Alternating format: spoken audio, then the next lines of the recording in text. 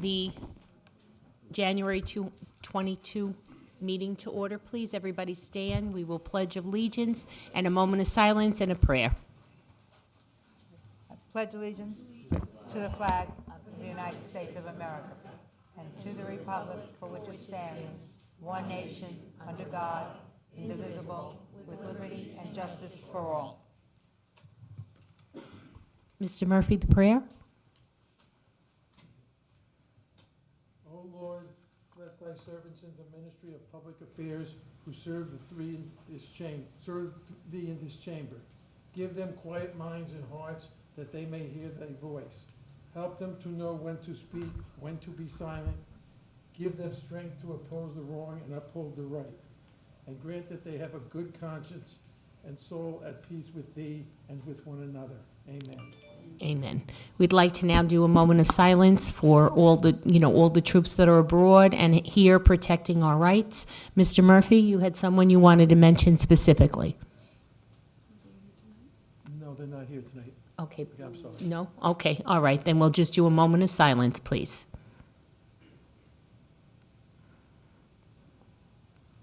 Please be seated. This meeting is being held in conformance with the Open Public Meetings Act. Notice has been given to the newspaper, and notice of the meeting has been posted in public places. Next open public meeting of the council will be held on Monday, February 5th, 2018, at 7:30 p.m. Mrs. Brown. Here. Here. Mr. Cahill. Here. Dr. Greenberg. Here. Mr. Merwin. Here. Mr. Murphy. Here. Mr. Piscatty. Here. Mr. Rizzoli. Here. Mrs. Walker. Here. Council President Sohar. Here. 9 present. Okay, first we'd like to do mayor with council concurrence.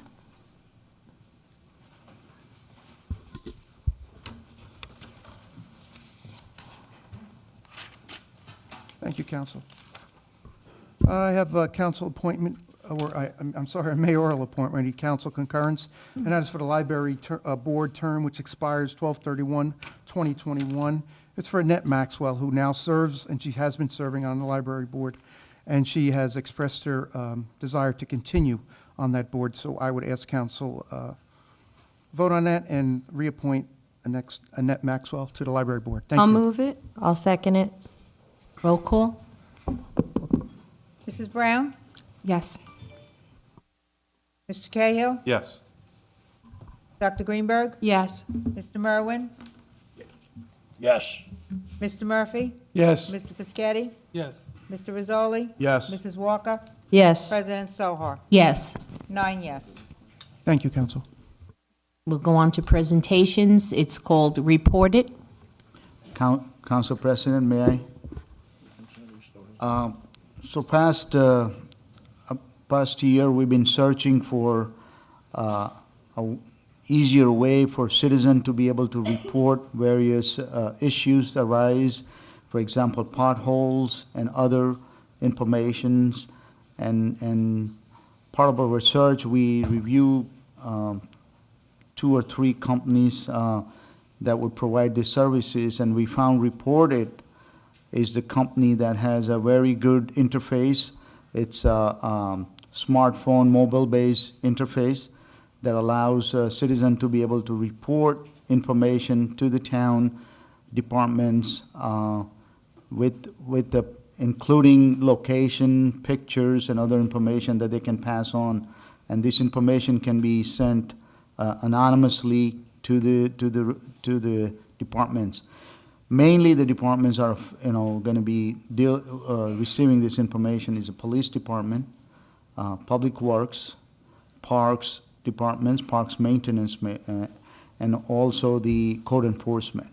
So that's our goal. We met with the company. We had several demonstrations, public works, and has done some testing, and we would like to go live effective February 1st. So I'm going to turn over to Andrew for a brief presentations, and then we'll take any questions. Good evening. I'd like to thank you all for allowing me to make a presentation to you tonight. I know your time is very important. I'll be brief in my presentation. I'd like to welcome Old Bridge as part of the reported community. Throughout the United States, we all know that early detection for intervention and protection is a key these days.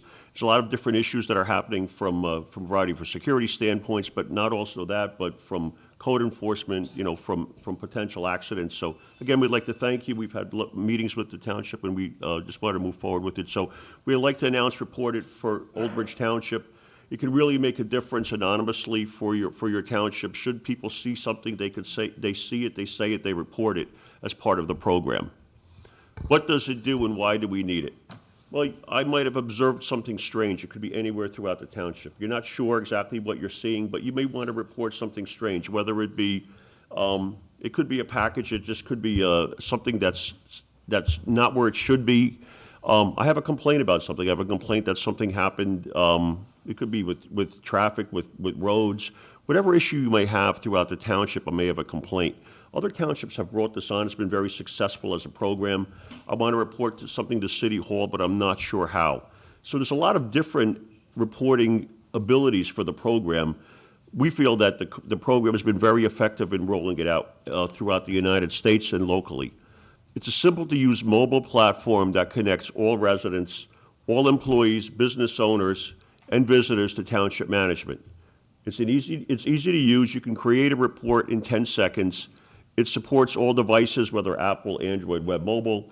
There is no download required. It's a web mobile application.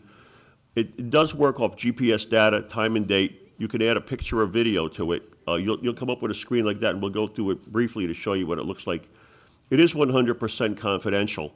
It's also very critical that we have a language capability. So we have pretty much every language that is reported to. We have a variety of different constituents and variety of different residents who speak a lot of different languages. And the critical component of this reporting program is that the languages are then submitted, even though you were submitted, let's say you submitted in Polish or Spanish, whatever language you want to submit the report in, gets translated to English and sent to your departments. The report is then, read by your departments in that language. So it's been really a good program that's been rolled out through municipalities and with the federal government in that vein. For Old Bridge, here are the departments, again, that Hamashu said you're going to see. So if you're a Department of Public Works, you could report a pothole, a road repair, clogged storm drain, any other safety concern that you may see on the roads, a curb that's cracked, a sewer main that could be a problem with. Police department, such a critical component, is suspicious or unusual activity reporting. Part of our contract with ATF nationwide has been such a good program that so many people have been able to see various things going on with potential gun buys, potential drug deals, illegal use. So they've reported that in suspicious or unusual activity.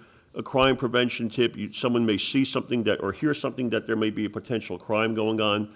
You could submit it the same type as counties have now. Monmouth County Sheriff is rolling this program out also. So we've got a lot of great support rolling it out. Environmental safety reporting, illegal dumping, things like that you may see throughout your township. Code enforcement, again, should someone not maintain their properties, broken fencing, other code violations, vehicles not left, commercial vehicles in a situation that maybe they shouldn't be in, they could be reported in. Parks and recreation, safety concern, it's simple as you could see a swing that you feel is breaking and you don't know who to call. Who do I call? Do you call 911 and tell them a swing's breaking? No, if you submit this, it's seen by the township the next morning and it's quickly reported. The key with the police department, obviously, it's a 24/7 reporting scenario, so they get the opportunity to get that email live right away. So how do you do this? You go to www.reportit.com or you text at OBTOWNJ to 63975. You can install the app or report it online. It'll give you a drop-down menu where you could change the language if required. And then you select a category based upon your location. So Old Bridge Township drops down into a drop-down list with some of the other communities that we have already nationwide. What you'll see is you'll get 4 various drop-downs that they'll choose from, and you basically on your smartphone will touch the drop-down list. So whichever one it is, it'll be a note that'll say, use this app to submit your tips or concerns directly to the Township Department of Public Works. Sure, you hit Public Works. If it's police, police, and hit OK. It'll also, you could change it to read, if you want to say, if it's a police issue, you can call 911. If it's an emergency, so there's, it's very compatible with what you'd like to do. Then you'll be able to click on the variety of questions. And we're working that through with your township folks regarding what questions they wanted placed on the, so you could be a storm drain or catch basin. If it's other, you can type in or talk into your phone to tell them what it is, pothole and whatever, where it will be. You can take a picture of it and then send it over. So it's a very simple program. It's going to be rolled out. We're going to be working with Tom Hamashu and the whole township, a variety of different meetings. Should anyone have any questions, we're available to talk about it, provide information to you as you roll it out, as we talk about the variety of detection programs that you could have throughout the township. So that's basically our program. We're providing you with some brochures, we're providing you with posters that you may have here for yourselves to look at and take with you at the end of the meeting. So please, any questions that you may have, you can be directed to Tom or Hamasha. We'll gladly answer them for you, and we'll return and have any questions you may have. Thank you very much. Very informative, thank you.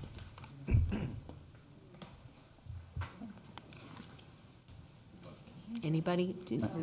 Anyone? Yeah. Yeah, Who just would stay like there.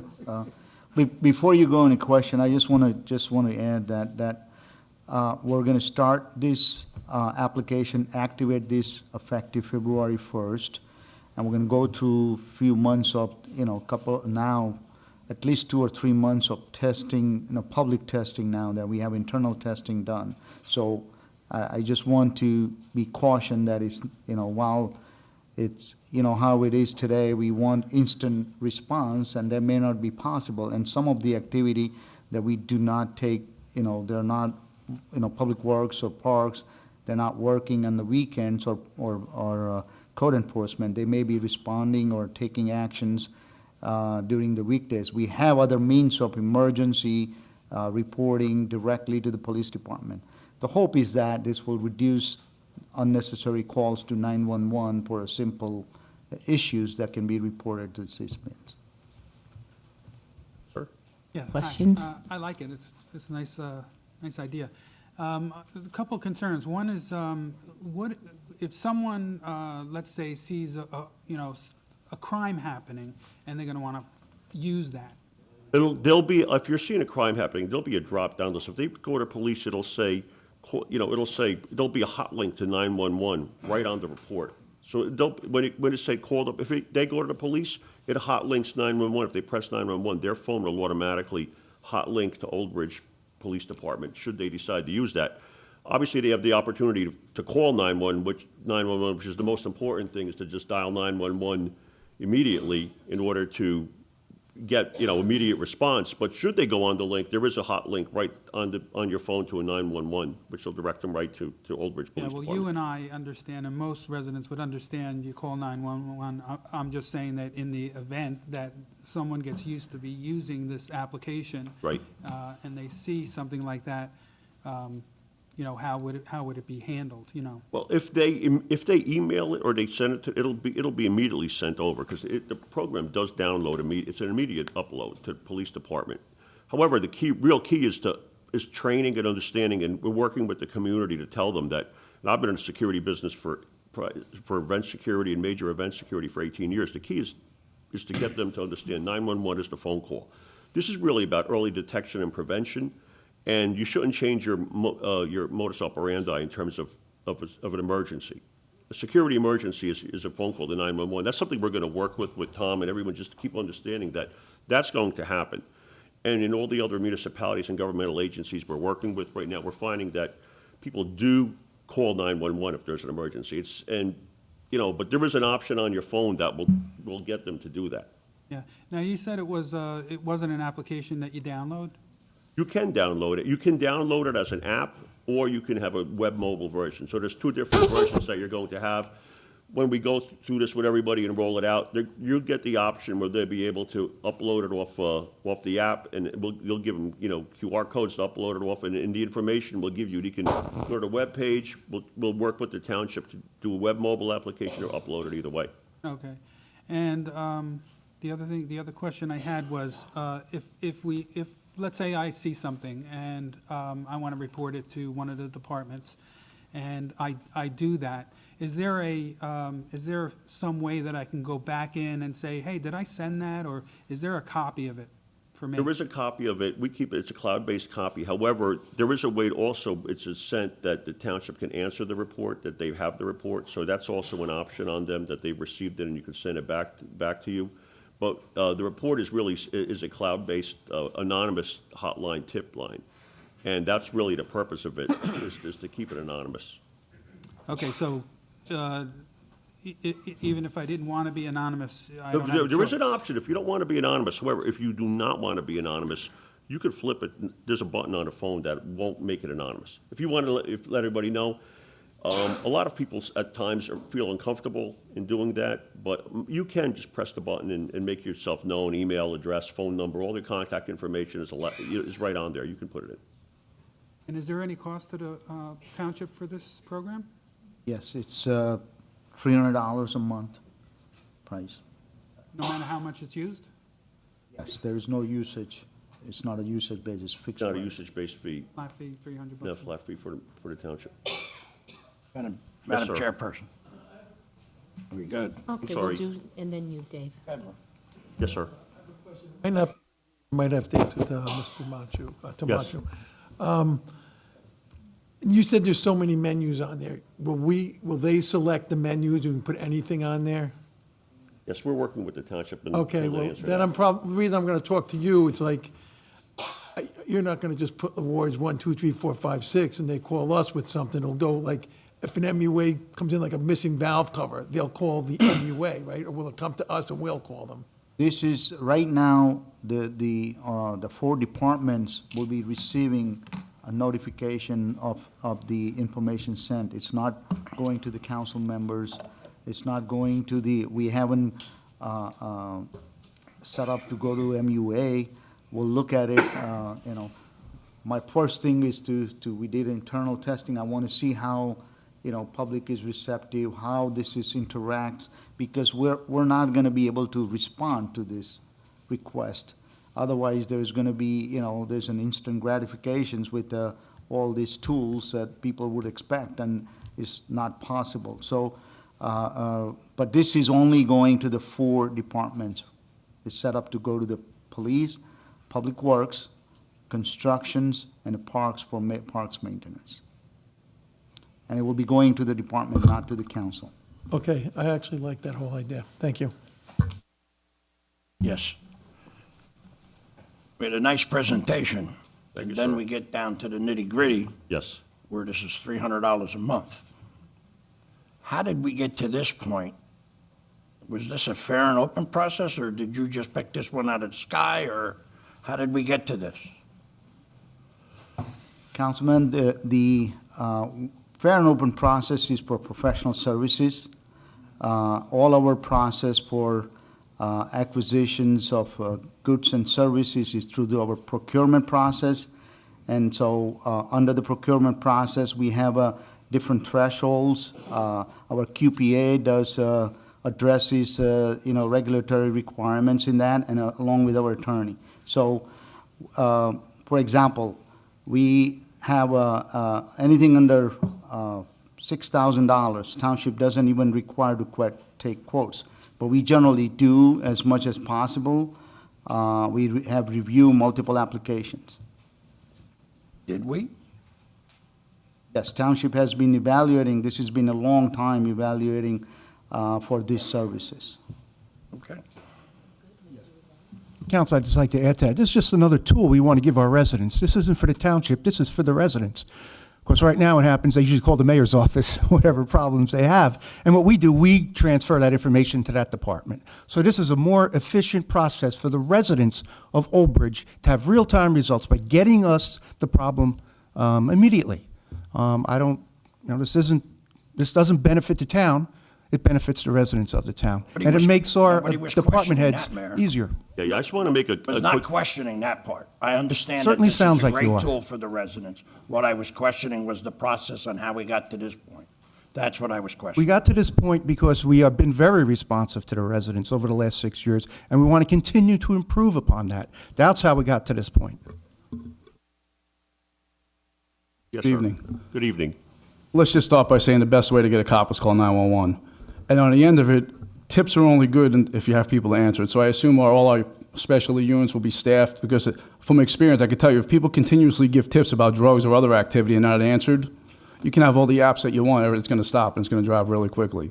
I think if you're anyone in any type of emergency, everyone call 911 first. Exactly. Your drug tips and other tips with unrelated emergency crimes, you can send your emails. But like I said, Mayor, as long as the units are properly manned and they're able to answer these tips, then you'll have the tips continuously come in. But if sending a car past a drug deal is not going to get your tip done, it's not going to get the job done. You need specialty units to make this thing work. Right, and Thank the you. success is how we get the word out to the community, and then the key component here, Well, when it comes to crime, success is by the people on the other end of the line that can go answer and respond Right. to those tips. I have 26 years of experience. You got it. So I can No, tell you're you right. that the tips will dry up if they're not properly addressed. yes, sir.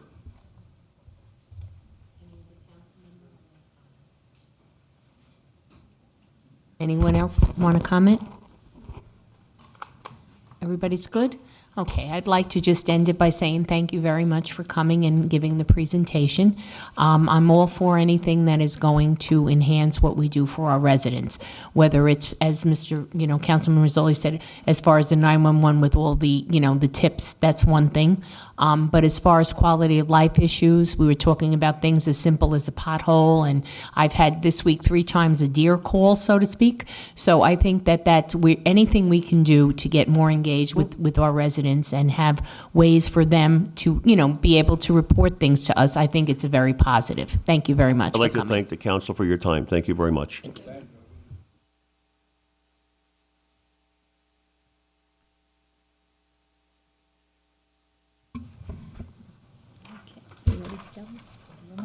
Okay, we'd like to do now the approval of minutes of previous meetings. Approval of minutes, combined meeting, October 9th, 2017. Do I have a motion Point of order. and a second? Point of Second. order Okay, for the attorney.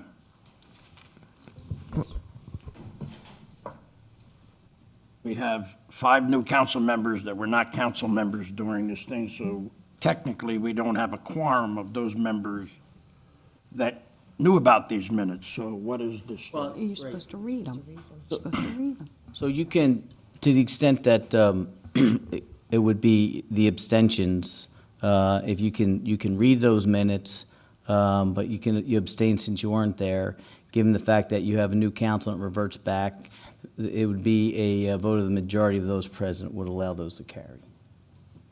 okay, all right. Yep, no, absolutely. Okay, so we have a motion and we have a second, correct? Okay. Mrs. Brown? Abstain. Mr. Cahill? Yes. Dr. Greenberg? Yes. Mr. Merwin? Yeah, abstain. Mr. Murphy? Abstain. Mr. Fischetti? Abstain. Mr. Rizzoli? Abstain. Mrs. Walker? Yes. President Sohar? Yes. 4 yes, 5 abstention. We now have approval of minutes, combined meeting December 11th, 2017, and the same thing would hold true. So do I have a motion? I'll move it. A second? Roll call? Mrs. Brown? Abstain. Mr. Cahill? Yes. Dr. Greenberg? Yes. Mr. Merwin? Abstain. Mr. Murphy? Abstain. Mr. Fischetti? Abstain. Mr. Rizzoli? Abstain. Mrs. Walker? Yes. President Sohar? Yes. 4 yes, 5 abstain. Now we have the bill listing for 12/31/17. Do I have a motion? I'll move it. Second? I'll second. Roll call. Mrs. Brown? Abstain. Mr. Cahill? Yes. Dr. Greenberg? Yes. Mr. Merwin? Abstain. Mr. Murphy? Abstain. Mr. Piscatty? Abstain. Mr. Rizzoli? Abstain. Mrs. Walker? Yes. Mrs. Sohar? Yes. 4 yes, 5 abstentions. Next is the bill list of 12218. Do I have a motion? I'll move it. Second. Second by Mr. Sketty. Roll call? Mrs. Brown? Yes. Mr. Cahill? Yes. Dr. Greenberg? Yes. Mr. Merwin? Abstain. Mr. Murphy? Yes. Mr. Piscatty? Yes. Mr. Rizzoli? Abstain. Mrs. Walker? Yes. President Sohar? Yes. 7 yes, 2 abstention.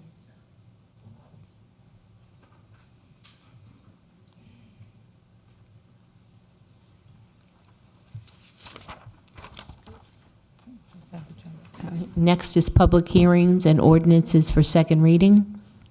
H1, Wait, do you want me to read the bill list? that's right, I'm sorry, Debbie, read the bill list, I apologize. We introduced for December 31st, 2017. Accounts payable, December 31st, 2017, $593,078.78. Move it.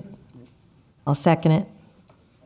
No, we Well, already did. Did we do all three? Yeah. I was just going to read them for the public. I'm just going to read. Payroll, December 22nd, 2017, $887,713.76.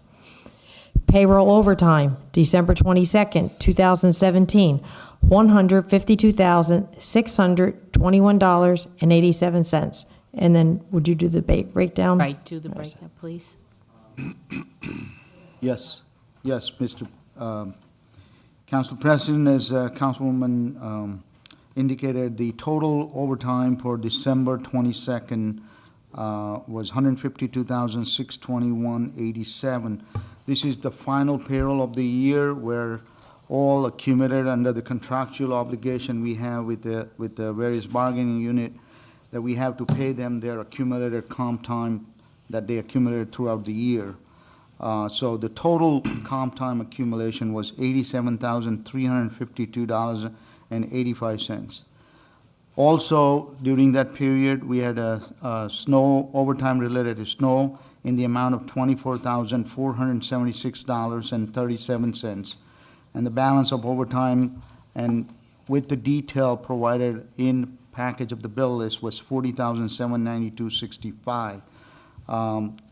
And while I do not have the detail on the police for the December 22nd, I know that I want to report that there is one sergeant injured on duty, and also is a one patrolman injured on duty that period. Okay. Yeah. Okay, so that concludes the bill list. You want to redo the other, Councilwoman, the next? Yes, I'd like to do now the bill January, list right. for January 22nd, 2018. Accounts payable for January 22nd, 2018, $11,584,092.81. Do I have a motion?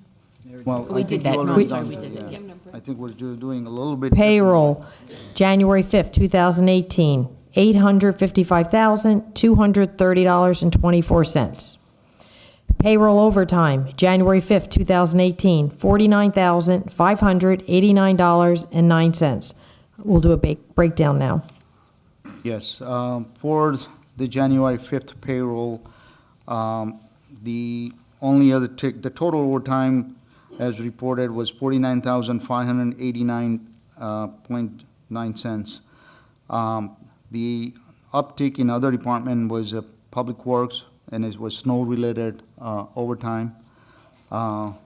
In the police department, the total overtime for the sworn officer was $30,792.08. When you deduct, there's no grant deduction for that period, and the ETO deduction was $1,063.28.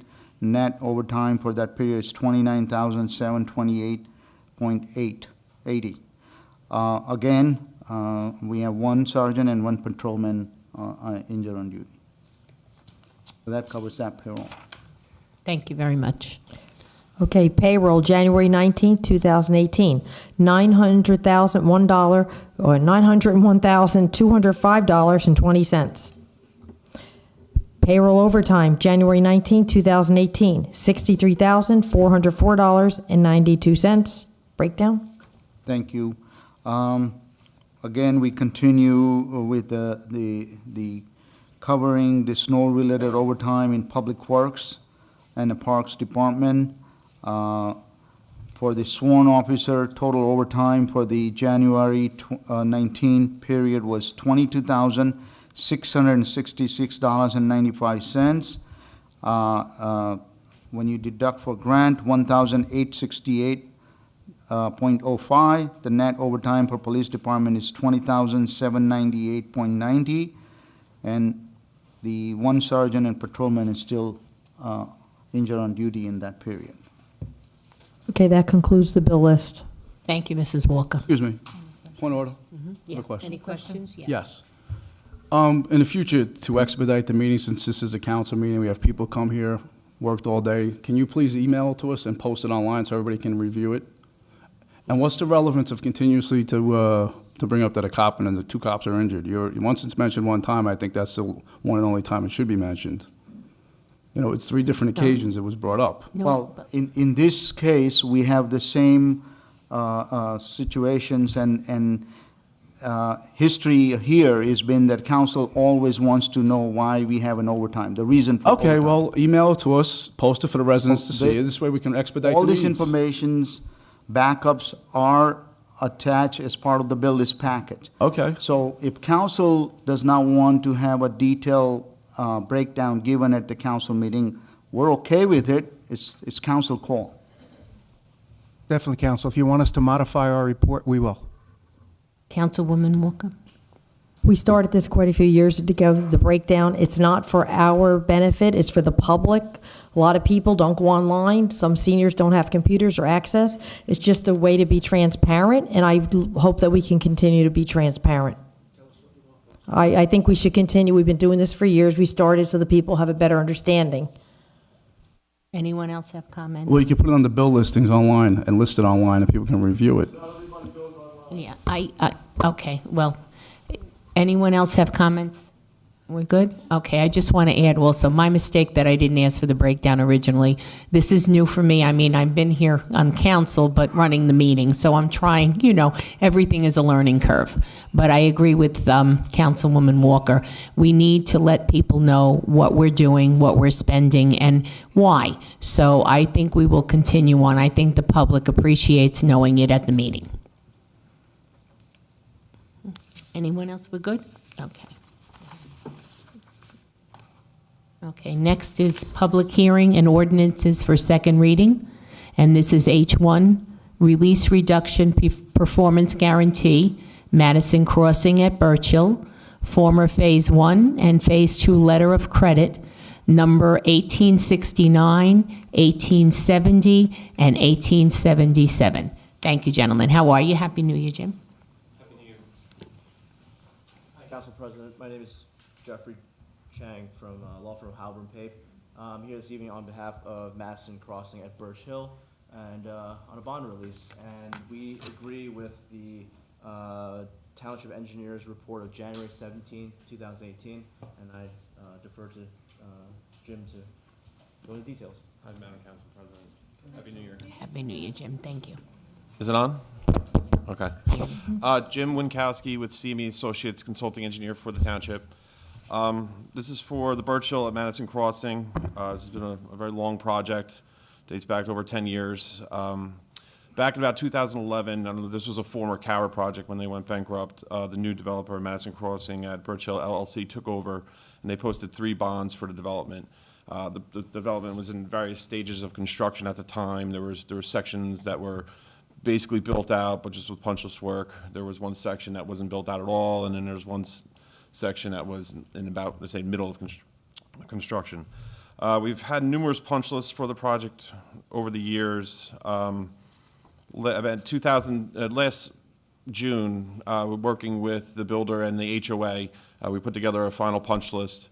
It was about 9 pages, and the developer has been working on that punch list ever since then.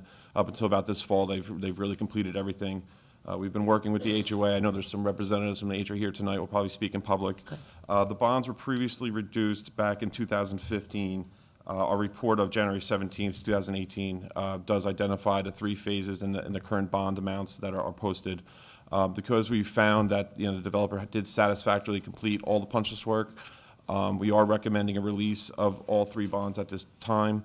On page 3 of my report, you'll note there's several conditions that we would recommend any release be conditioned upon.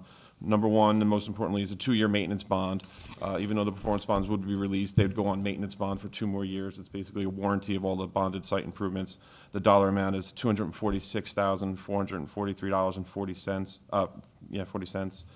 There's some administrative issue. There's some as-built drawings. We asked the developer to put together a compiled set of as-built drawings that were developed over the years for just better record keeping. I did receive those actually late last week, so I'm going to distribute to them, to the various parties that are involved. And there's 2 more items. It's just continued monitoring of a drainage issue that's been a concern of some of the residents in one certain area of the development. Drainage work improvements were completed over there. They even went back and did some extra stuff that we asked for. We feel the issue is completed and corrected, but the HOA had a meeting with them last Tuesday, and they just asked that we continue to keep our eye on it through the maintenance bond period to make sure that item is fully, repaired. And landscaping, a lot of the landscape corrective work was done last fall. So with the winter we've been having, they mentioned maybe one of the trees might have died already. So he said, why don't we just wait till the spring when it's more appropriate? We'll go back and recheck all the new landscape plantings. It's all be covered under maintenance bond anyway. Landscaping is a difficult item. There's thousands of trees out there, and there's always some sort of dieback, especially with new plantings. So I did review all these conditions with the builder, and they've agreed to all of them. So we would recommend that we move forward with releasing the bond, moving over the maintenance bond, and we'll follow through on the conditions. Thank you very much for your report. Yeah, now I'd like to open it to the public. Is there anyone here in the public would like to be heard about this bond reduction? Anyone here from Madison Crossings? Do you want to comment?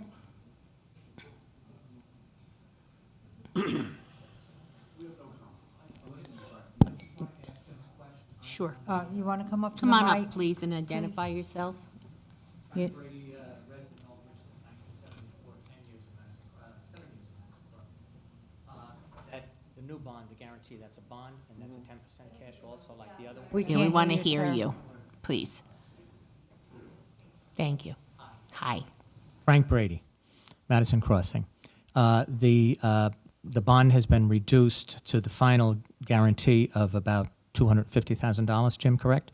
Yeah, if this performance bond is released, if the 3 performance bonds are released, we're recommending you can do 1 maintenance bond consolidating all phases. That would be 15% of the original amount. Correct. So it would be $250,000 for the whole site, and it's paper. There's no There's no cash, there's no 10% cash, 90% bond. Yeah, no, that's Straight guarantee, Yeah, that's the 250. MLUL for the performance Thank you. bond. Yeah. Question. Anyone else from the public wish to be heard on this topic? Okay, now I'll open it to the council. Council comments? Councilman Pischetti. Thank you. I've had numerous complaints come to me from Madison Crossings about the entrance off Route 9 to come onto the main drag there, that the lighting is very poor, and also the weeds are overgrown, so it's blocking your view to enter the facility. And I was wondering if that was mentioned to you. Did anyone say anything to you? Yeah, we've heard that concern before. There was a light that we've added. The developer put in a new a street light right at the entrance there to help illuminate it, to give an identification of where that entrance is. When was that entered? That was installed about late last year, probably like October, November. I believe, I forget when exactly the month, but I know it was done at the end of last year. We've actually spoke to the engineer's office, and because that entrance is in Marlboro, ideally we'd want like a Cobra head put on the utility pole there. It is unfortunately complicated because it's DOT and Marlboro, and, the request would serve Old Bridge Road. But we can continue to, work that. I think that'd be the most ideal solution, is putting a Cobra head on the street light for area lighting. And then the formalities they're on the neighboring property, and we've definitely had some discussions with the HOA about how to deal with that. It's not on, the way the entrance is, it's a very narrow strip for the Old Birch Hill, and then the fragmites are growing up, in the, along the roadway shoulder, Route 9 shoulder, north of the site, and it's outside the property limits of Birch Hill. So we've had suggestions on how to deal with that, and we're just trying to help work that through that with the HOA. Thank you. Does anyone else have any questions? As far as the drainage is concerned, Jim, what type of issue is there that they would want to keep money, hopefully, there to make sure that this doesn't get worse? What kind of drainage problem? So it's a swale. There's two courts, Hoffman and Barber courts, and behind it there's a I'd say almost like a relatively narrow swale that directs the runoff from the patios and from that side of the buildings along parallel to the homes and brings it to a drainage system.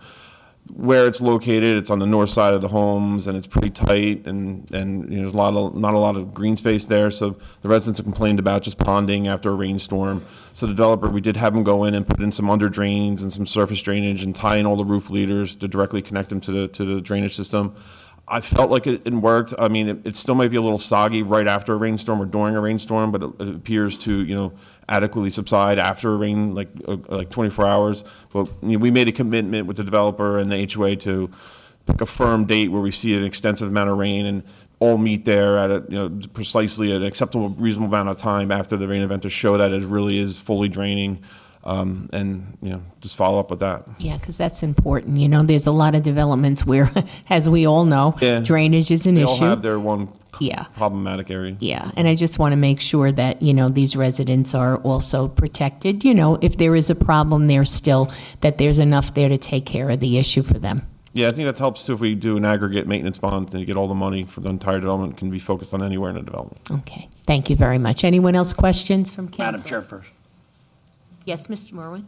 I'm new at this, so, Jim, in your recommendation, number one, you got $246,000 as a maintenance bond.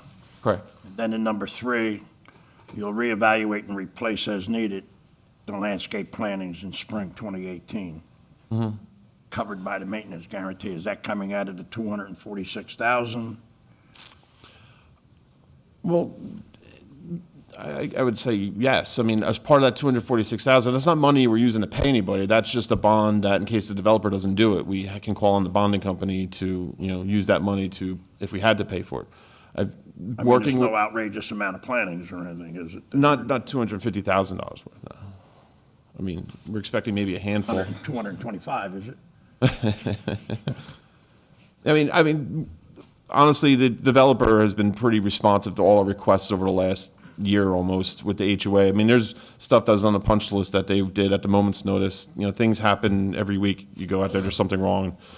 It just happens when normal wear and tear, and they've been responsive. They've even done, like that light at the entrance was not a bonded item. They went and did it because they felt the issue was a concern as well. I just wanted to make sure we're not eating up that money in the planning, that's all. Oh, no, I don't believe so at all. Okay, thank you. If I could follow up on that, Madam President, on the conditions, for instance, for the landscape planning, has the developer agreed to the extent that you determine they're needed for those replacements, that they'll be replaced without having to go to the bond? I think that's the point. They have agreed to me, and we got a representative developer here now. Maybe he wants to put on the record. Yeah, could we do that? That would be great. We can certainly do that, Councilor Roselli. Because what I don't want to do is, right, I mean, use the maintenance bond and go after the bonding company in order to replace landscaping and/or the corrective work to be completed. I think would like to put on the record is that those items 2, 3, 4, especially that the developer will agree to do them without the necessity of having to pursue the maintenance guarantee. But those are items that you'll correct to the extent that the engineer determines that they're needed. before the maintenance guarantee will be released. Yeah, I certainly agree to that, Councilor Roselli. On page 3 of January 17, 2018, recommendations by Mr. Winkowski, the applicant agrees to the paragraphs 1, 2, 3, 4, and 5 without actually having to go to that maintenance bond, utilizing that maintenance bond. Is that sufficient? Yep, thank Okay. you. And we'll include it in the resolution memorializing. Yeah, thank you. That's very good. Thank you very much. Does anyone else have anything to add? I would just like to add one thing. Although it's not part of the maintenance bond, the lighting and the overgrowth of vegetation that obstructs the view, the sight angle when people enter or exit that. Now granted, we're dealing with Marlboro, but if that was the problem, if it was reversed, I'm sure we'd want to be good neighbors to Marlboro, and I hope Marlboro will be good neighbors to us. It's really about safety issue. That property may be Marlboro's, but the residents are Old Bridge residents, so I hope there is some agreement that, will come forward and maybe, if we have to write a letter to them to cut back so they have a clear sight when they come off of 9 and on to 9.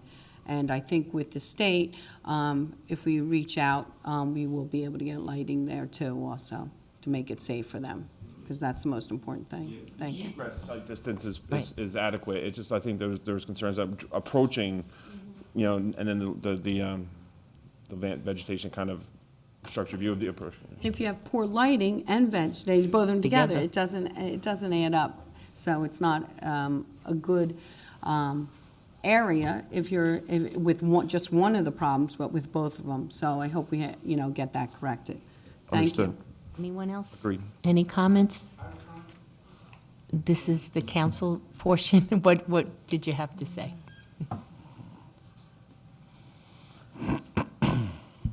My name is Vince Ferranti. I'm the new president at of the HOA at Madison Crossing. The weeding, or the weeds that are on Route 9, or if you will, are on the northbound side of Route 9. The lighting is past the entranceway. So the problem that we have, particularly when we have visitors and so on, the first notice that they have about Madison Crossing even being there is after the fact. The weeds that are on the northbound side of Route 9, apparently not owned by Madison Crossing, and we therefore don't have permission to cut it down. There's no lighting on that side, and we don't have the authority to cut their weeds. So we do have a potential problem there. The instructions that residents give their guests are, when there's no more guardrail, then you should turn in, and that's obviously not very nice. So I don't know if this can be addressed somehow, but clearly we find it a big issue. And the fact that there's no lighting, like I say, before the entranceway is a problem for all of us. Okay. Thank you. Thank you for bringing up that. It's appreciated. Anyone else have any comments from the council? Councilwoman Walker? I just want to know, the weeds, are they on the car wash property or is it state property? The weeds, the fragmites are on the southbound side of 9, just north of the driveway for Birch Hill. So it's not the opposite side of the car wash from the driveway. It's an undeveloped lot that's also environmentally regulated. It's all wetlands. So it's not on state-owned land? It's partially in the DOT right of way, it looks like, and partially on the private property. So maybe can the state be contacted so that maybe they would cut it? They're always out there cutting. Nicole, I see you shaking your head.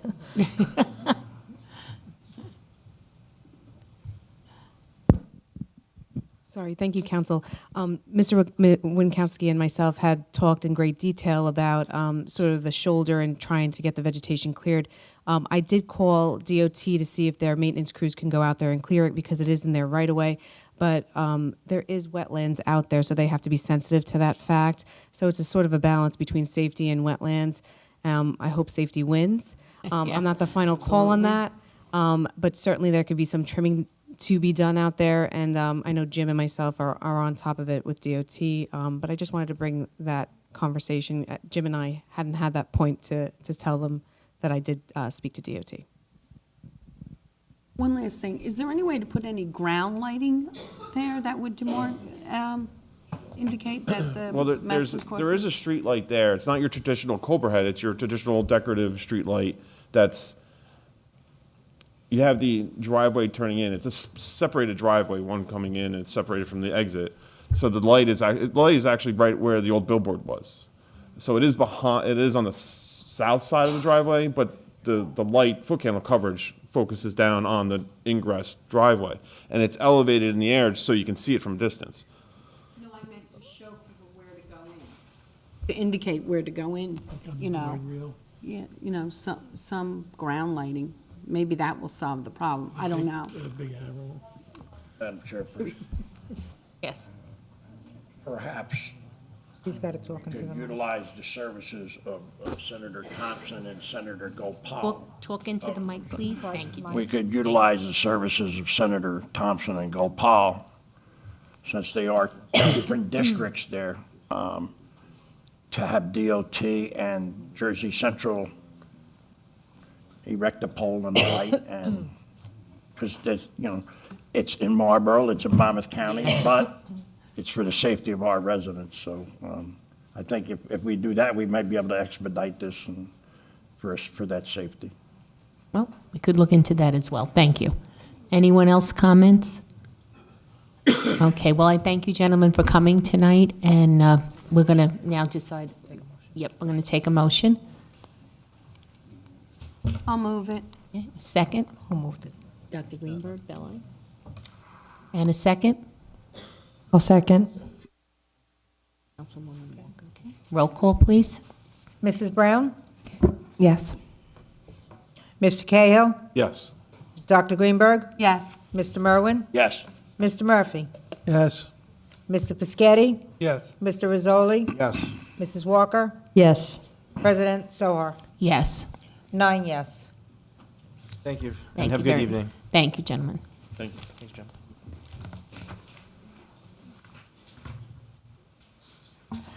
Okay, next is preliminary public comments to council, subject to the following conditions and restrictions. 1, during the preliminary public portion of the meeting, any person may address the township council on one subject for a maximum period of 5 minutes.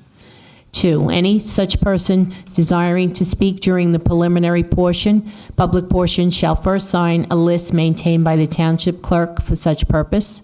Comments during the preliminary public comment portion of the meeting shall not encompass second reading ordinances or any other matter for which comment or a public hearing is to occur at the meeting.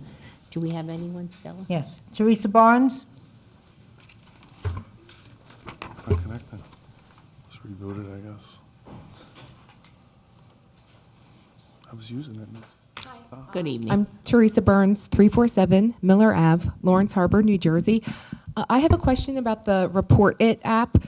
Okay. So I was wondering if you had seen any data or research saying that there was a benefit or a link to improved services. Can that be answered? I've received a few calls from residents from other towns who had a positive experience with it. How many? I have heard nothing negative about it. Okay. How many is a few? 4 people called me. Okay. All right. Thank you. Thank you. Brian Murphy?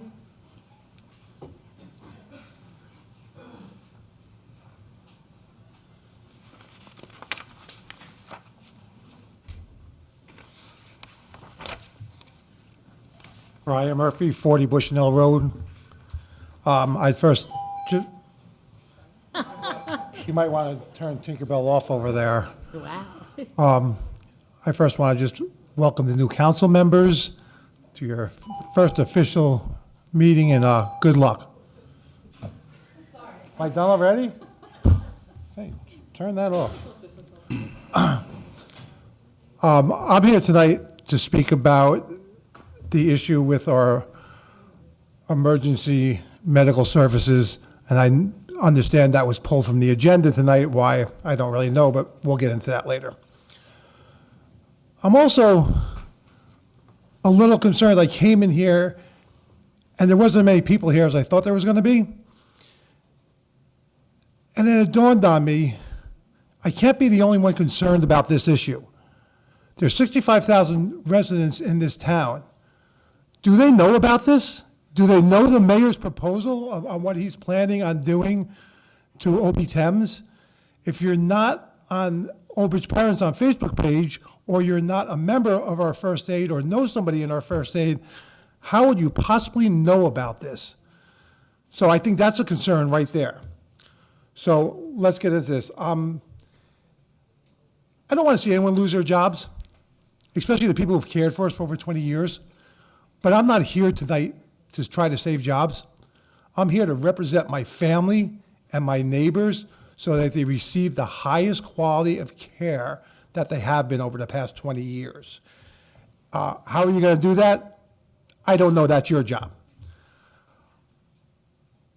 I'm assuming this was pulled from the agenda tonight because I understand that OB Thames have now retained an attorney. So this may be in litigation, and that's why when this was tabled last month, I thought it'd be on this month, so that may be the reason why. So here's where we are. They have an attorney. You have an attorney. They don't like you. You don't like them. They think you're lying to them. You think they're lying to you. As residents, we really don't care about that. What we care about is that you get into a room, you pull all your resources together, and you get this done.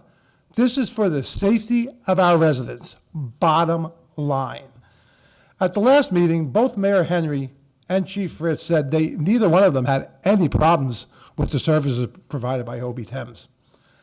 Chief Fritz actually said that he did a 2-month, or his department did a 2-month study of OB Thames response time, and he didn't have the actual numbers, but it was about 6.7 minutes per call on average.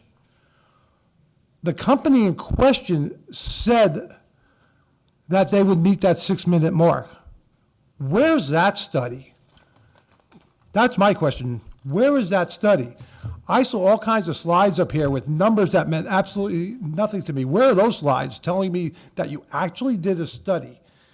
Where is the study from this other company about the quality of care they're going to provide? Did anybody actually go out and speak to other people in other towns about the quality of care that they provide instead of just listening to what they're saying in a contract bid? Chief Fritz also stated you cannot put a price on a life, and he's right. Take Chief Fritz out of this because he did his job. The administration here gave him a task to determine the 2 front runners on which one would work best for his company or our town. He wasn't asked to evaluate OB Thames because they were not one of the lowest bidders. And I spoke about this at the last meeting.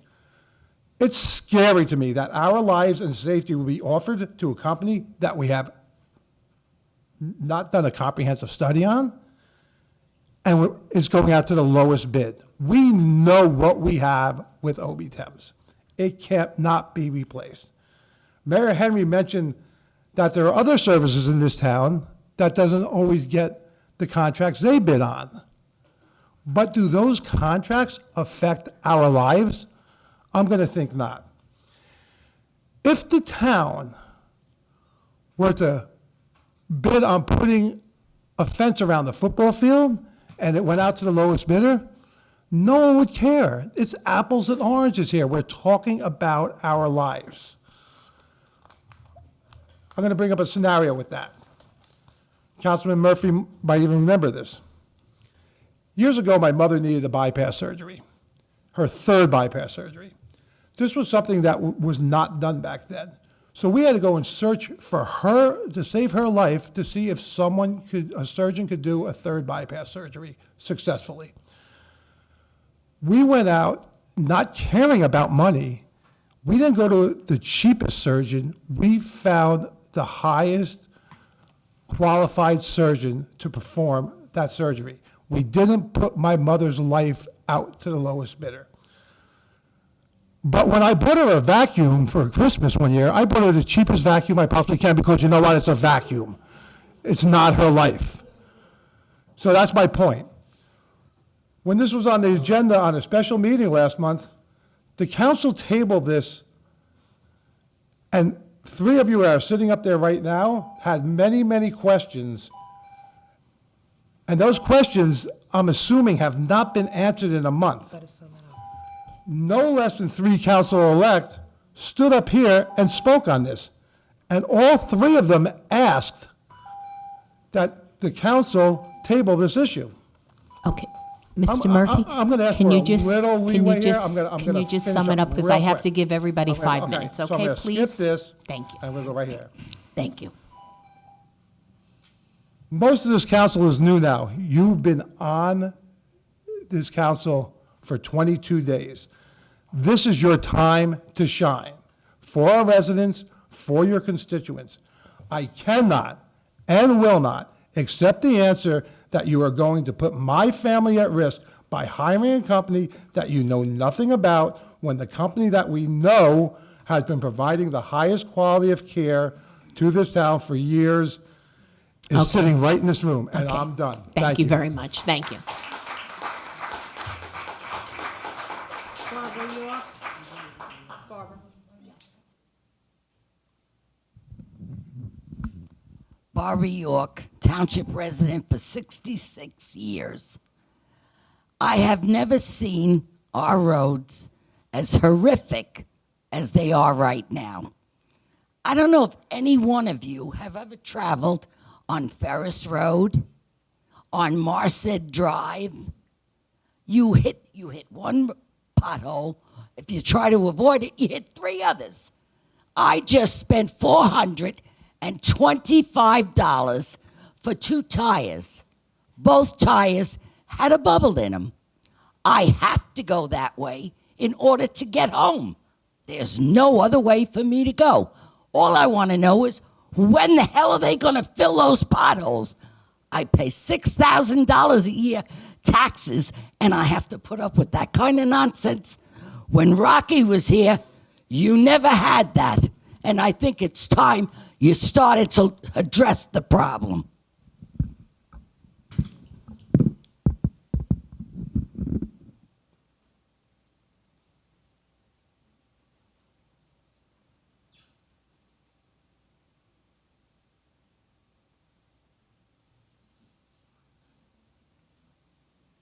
Brian Adams?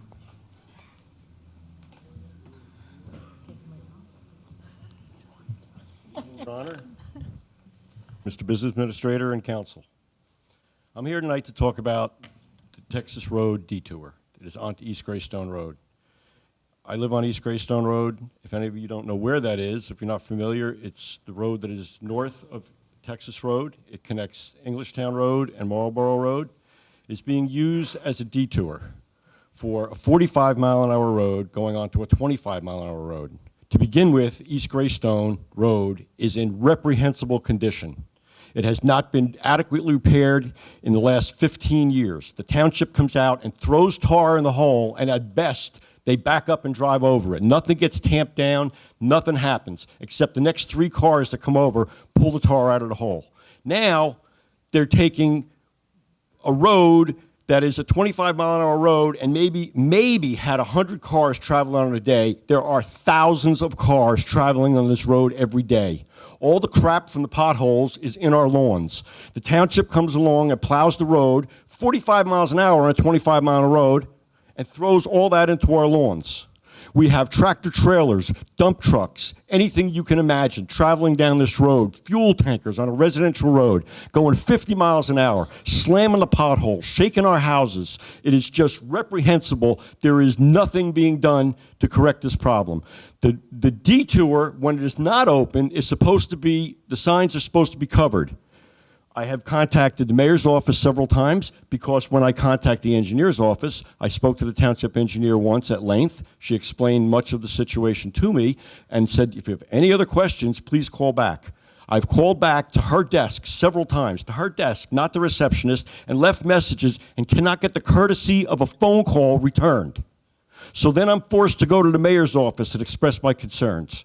I've spoken to neighbors of mine who feel the same way. Some people don't want the road fixed because if people are going 50 miles an hour and the hell of a condition that it is in now, what are they going to do when it's fixed? Other people have said to me, sadly, why do you even bother? Why do you go and ask? Nobody cares about us. Nobody's doing anything about this, and they never will. I've lived there for 35 years. This road has never been in more terrible shape. We have not had a worse quality of life. Traffic at 7 o'clock in the morning. Dump trucks and all this starts at 7 o'clock in the morning. Tell me where else is this allowed for the benefit of Woodhaven? Why can the detour not be made to go at night? I drove down Texas Road today.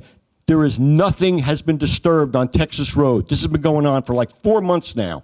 Nothing has been disturbed on Texas Road. Why do they need to entirely close Texas Road? Why can they not just close it in one direction? And again, why can this not be made to go at night or off busy hours like the 7 o'clock in the morning rush hour? Why can they not have the detour when we will not have such traffic if it's absolutely necessary to have the detour? Because it's going to cost the builder too much? Too bad. Why are all the residents of that road constantly dumped on? Why are we abused? And why is the builder favored over us? Again, I have asked several times, and it's my understanding it is a law punishable by a fine for the developer not to cover those signs. They haphazardly cover the signs. They cover the sign at the end of the detour, returning you back onto Englishtown Road, but they don't cover the signs telling you to go on East Greystone Road. So all weekend long, we have truck traffic, even when the detour is not even on. This is 24 hours a day, 7 days a week we have to deal with this. I don't understand. Somebody up here, somebody, all of you, any of you, somebody has to help us deal with this. It's not just me. I have other neighbors, they don't want to come in and say anything, like I said. They're just like, nobody cares. And I would like to see that somebody does care. I really would. Thank you, and good night.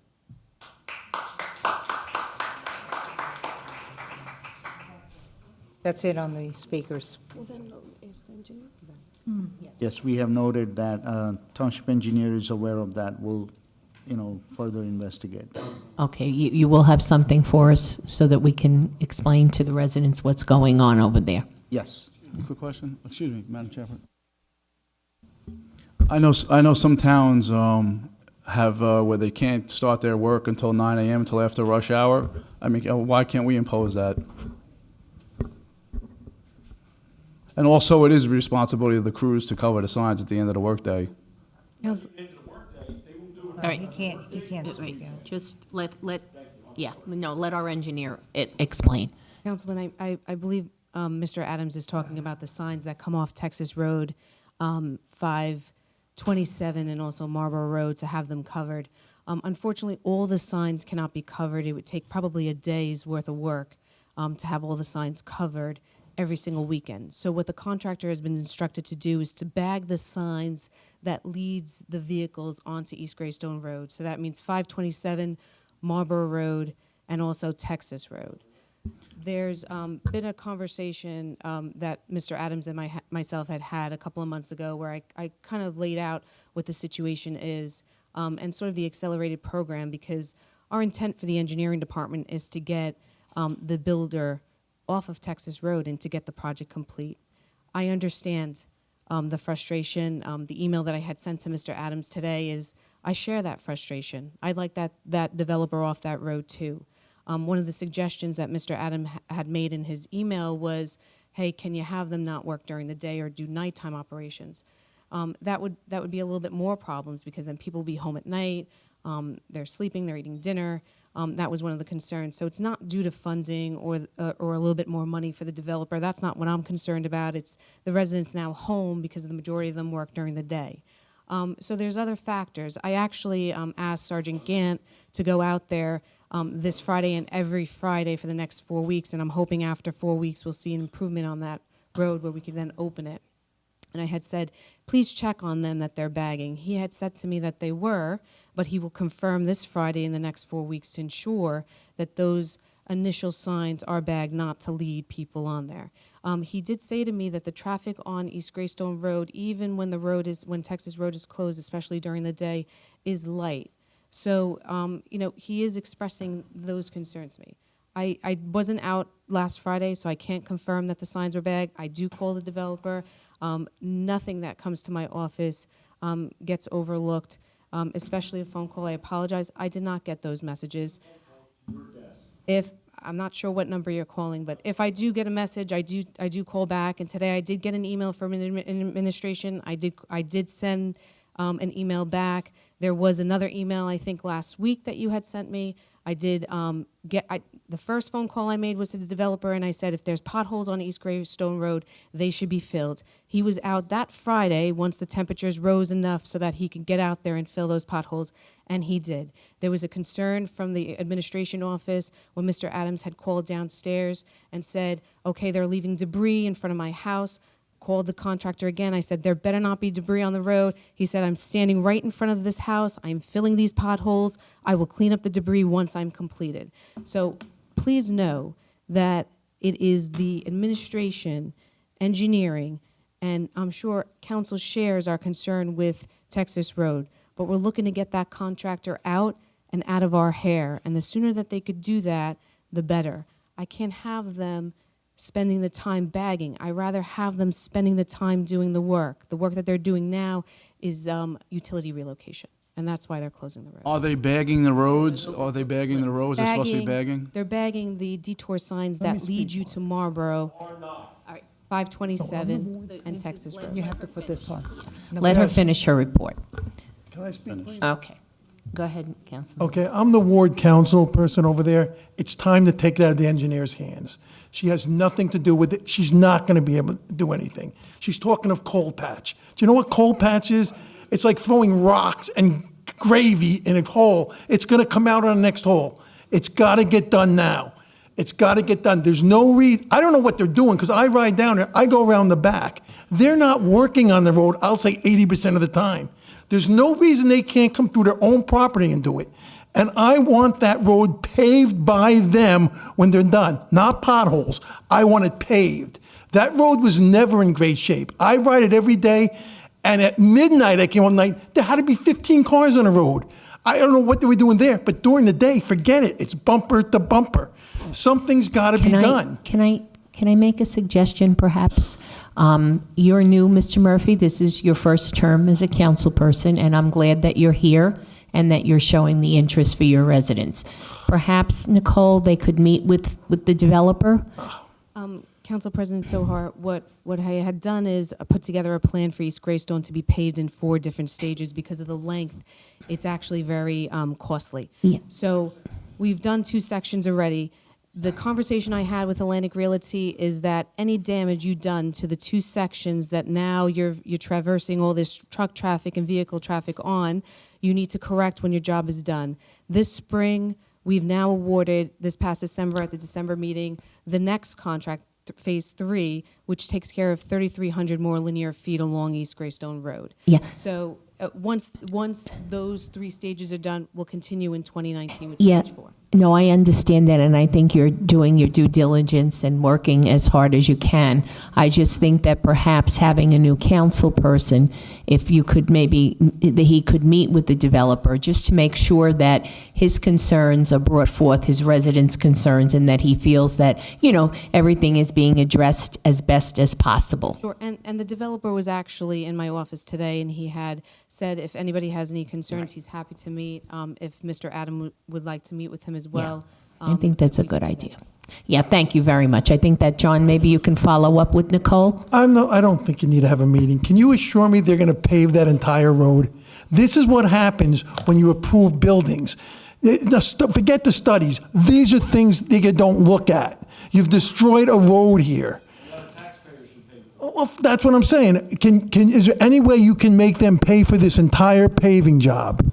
I don't mean patch it. That's no good. That road needs to be fixed now. They've destroyed what was left of it. It's horrible. I ride it every single day. So I just would like you to do something. I don't want to hear, I'm going to talk to the engineer. I want it done. Thank you. Mr. Murphy, you don't want to be included in any kind of discussion then? Is That's that what I okay? mean. Yeah, be included in the discussion so that, you can. Okay, are you going to have the contractor there? I'll be there if he's there. That's what I said, set up a Okay, meeting. and so that would you like can- to come too? Well, how about, okay, how That'll about be enough after the deterrent. meeting, John, you discuss that, thank okay? you. It's All up right. to you. All right, thank you very much. Council, just, Mr. Adams, we do care. I do care. We've been saying about Greystone Road forever, and I think engineering will back me up in that. We got the 2 sections paved. It's unfortunate that it had to be used for a detour. I was not in favor of using it as a detour because of its condition. Engineers and people with higher pay grade than me said that was the only option we had. Why did none of us go through Woodhaven? None of it. Everything from south. Again, I don't make those decisions. I don't make That's those why, though. decisions. All right, John, let's not do I a don't believe crossbar they- right I don't now. think they can. Right. You can say, but Okay, we have let's- police resources there all day. Yeah, you can meet- Making it safe entrance to and from Englishtown Road. We are enforcing the speed limit on Greystone Road. We are trying very hard. So- And at the end of Okay. the day, we want Texas Road Yeah. opened All right. and Greystone Road paved. We all have the same goals. I think All right. everybody has the same goals. Okay. It's just going to take Yep. some time and a lot of effort. We'll do the Okay. best we can. All right, thank you very much for your comments, Mr. Adams, okay? And we good now? Okay. We're destroying our cars going to and from work every day. Consent agenda. You bring the claim to the township, and the township tells you to file the claim. You file the claim, and you wait months, and then they tell you, oh, the township's indemnified. You do the best they can to fix the road when they're not doing the damn thing. All right. Well, I have to close this portion right now. As I said, Councilman Murphy is saying that he will help address this issue. Thank you, John. Okay. Okay, next is council member comments. Who would like to start? Anyone for council member comments? Mrs. Walker? Yeah, I just want to say that when we're here, we're not here in a race to hurry to get the meeting over. So if we take a little time to read the business administrator report, or if we break down the overtime, that's our job, so that the public at home knows about things. I mean, we get backup and we get to read and we know everything, and we're just doing it for your benefit. So if we have to stay here a little extra time, it's okay, and I think we have to continue doing it. Thank you. Anyone else have a comment? Mr. Murphy? Mrs. York, this is the first time I heard it. Did you say it's on Marsad? Mars said now Sadowski is starting to get potholes. Okay, This road is a disaster. okay, I'm gonna check in, with this weather getting a little warmer, sometimes they'll fire up the hot stuff. John, it's council comment, so you comment and you'll take care of it, I'm gonna okay? try to get them, make some hot stuff. It's not like coal patch, maybe they can fix it with that. I'll Okay. check it out tomorrow. Thank you, John. Anyone else? Okay, we're going to close the council comments. Report of the township clerk. None at this time. Thank you. Report of the township attorney. You need a report, Madam President. Our administrative report. I guess that means we want to hear it. Please. I'll be brief, I promise. Thank you, council. You were given a copy tonight of our administrative report. Item number 1, the Governor's Council on Alcoholism and Drug Abuse Municipal Alliance for the Prevention of Substance Abuse Grant Program. The GCADA seeks to promote comprehensive and coordinated efforts at the local level against alcoholism and drug abuse through prevention, education, and public awareness activities. State funding derived from the Drug Enforcement and Demand Reduction Fund is provided on a per capita basis to municipal alliances to support county and municipal-based alcohol, tobacco, and other drug prevention programs. Each year, the Old Bridge Municipal Alliance relies on funding under this program. Tonight, a resolution authorizing the submittal for a 2018 grant application. It's included, as I said, on tonight's agenda. I hope everyone votes in favor of that. If anyone knows, we have a very busy municipal alliance program. We had a meeting the other night. I had never seen so many people at a meeting. It was packed. I'd like to thank everyone who participates in that, including the school district. Christmas tree collection. The Department of Public Works has concluded Christmas tree pickup in all wards as of January 19th. Residents that still have trees can call the road department or email them at publicworks@oldbridge.com. As I did see some trees out there on the curb, so please call us so we can come get them. Item number 3, the 2018 winter storm events and related costs. Since January 1st, 2018, 2 winter storm events have impacted the township of Old Bridge. The township has spent approximately $283,664 on ice and snow removal operations to date, which includes the cost of salt, outside contractors, and employee overtime.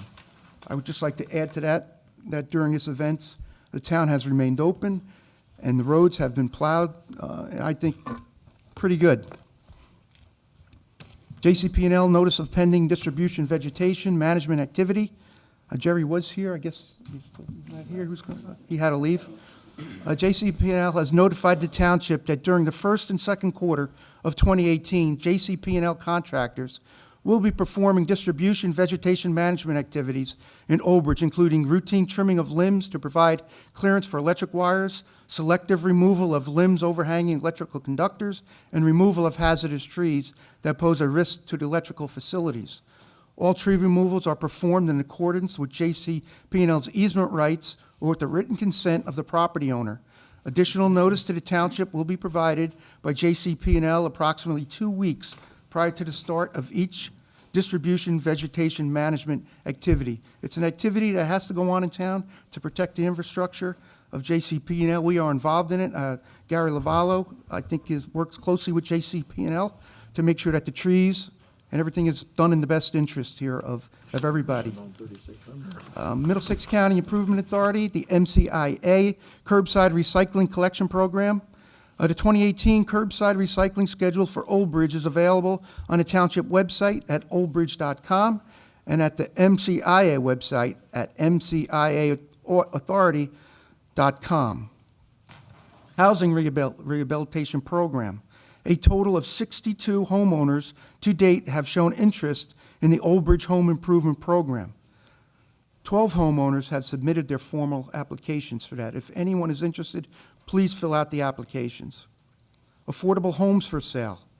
The township consultant CGP&H markets affordable homes to sale to applicants on the waiting list, verifies buyer's income, coordinates with mortgage providers, prepares closing documents, deed restrictions, and attends the closings.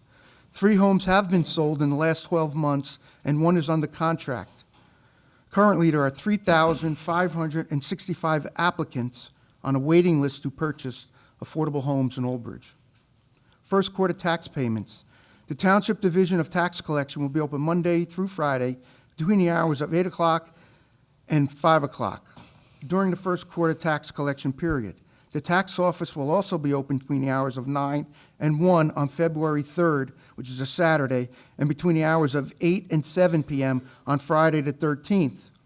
No, that's the February 13th, Tuesday, I'm sorry. For additional information, residents should contact the Division of Tax Collection at 732-721-5600, extension 2999.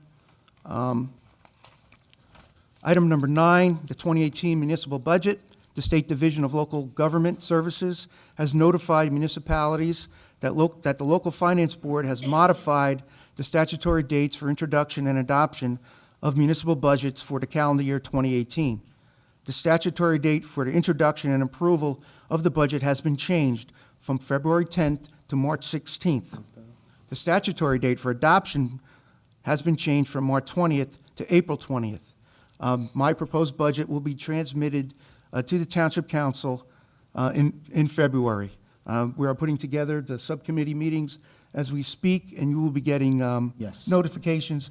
The earlier, as we've done in the past, the earlier we, get our budget adopted, the better off the residents of Old Bridge, so we can start all the programs. Item number 10, another organization has recognized our achievements here.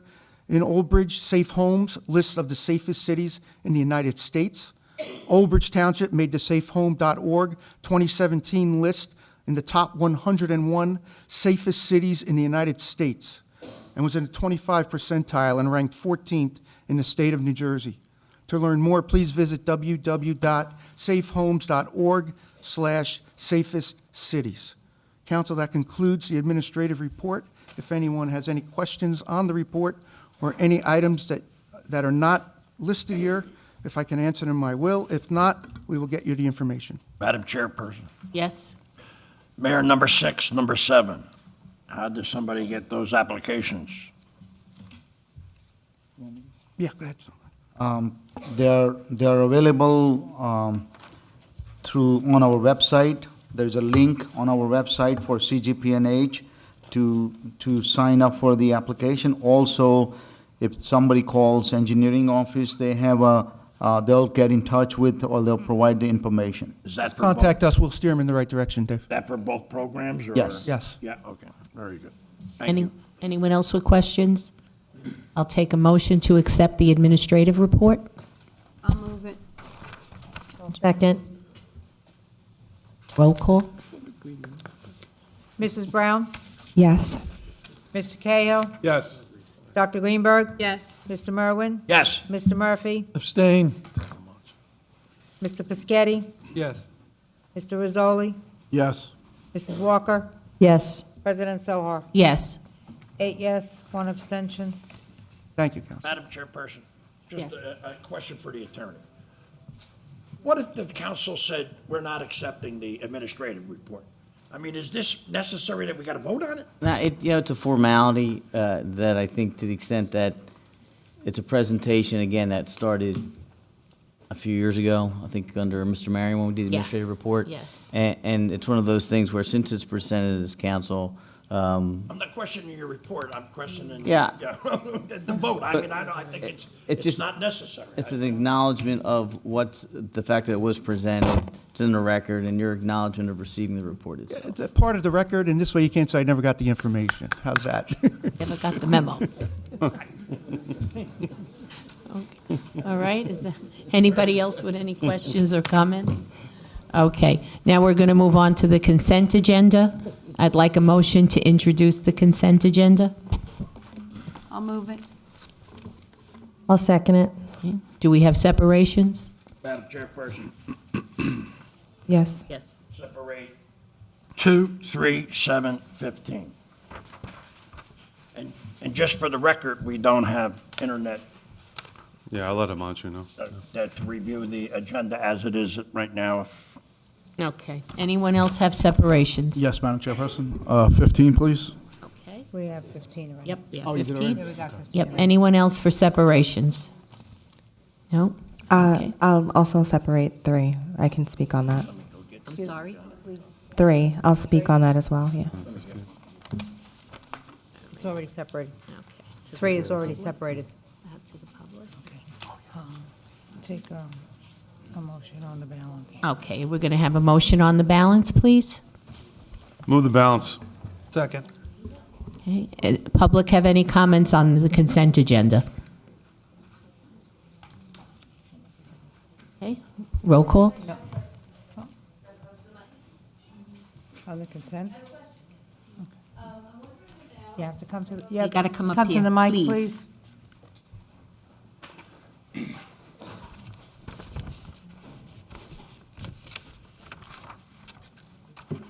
Yeah. Good evening. Can we just have your name for the record and address? Sure. My name is Paula Murray, live at 14 Carroll Place. I'm wondering about number 8, which is spending $251,000 on Chevy Tahoes, and number 9, spending $128,000 on Ford Explorers.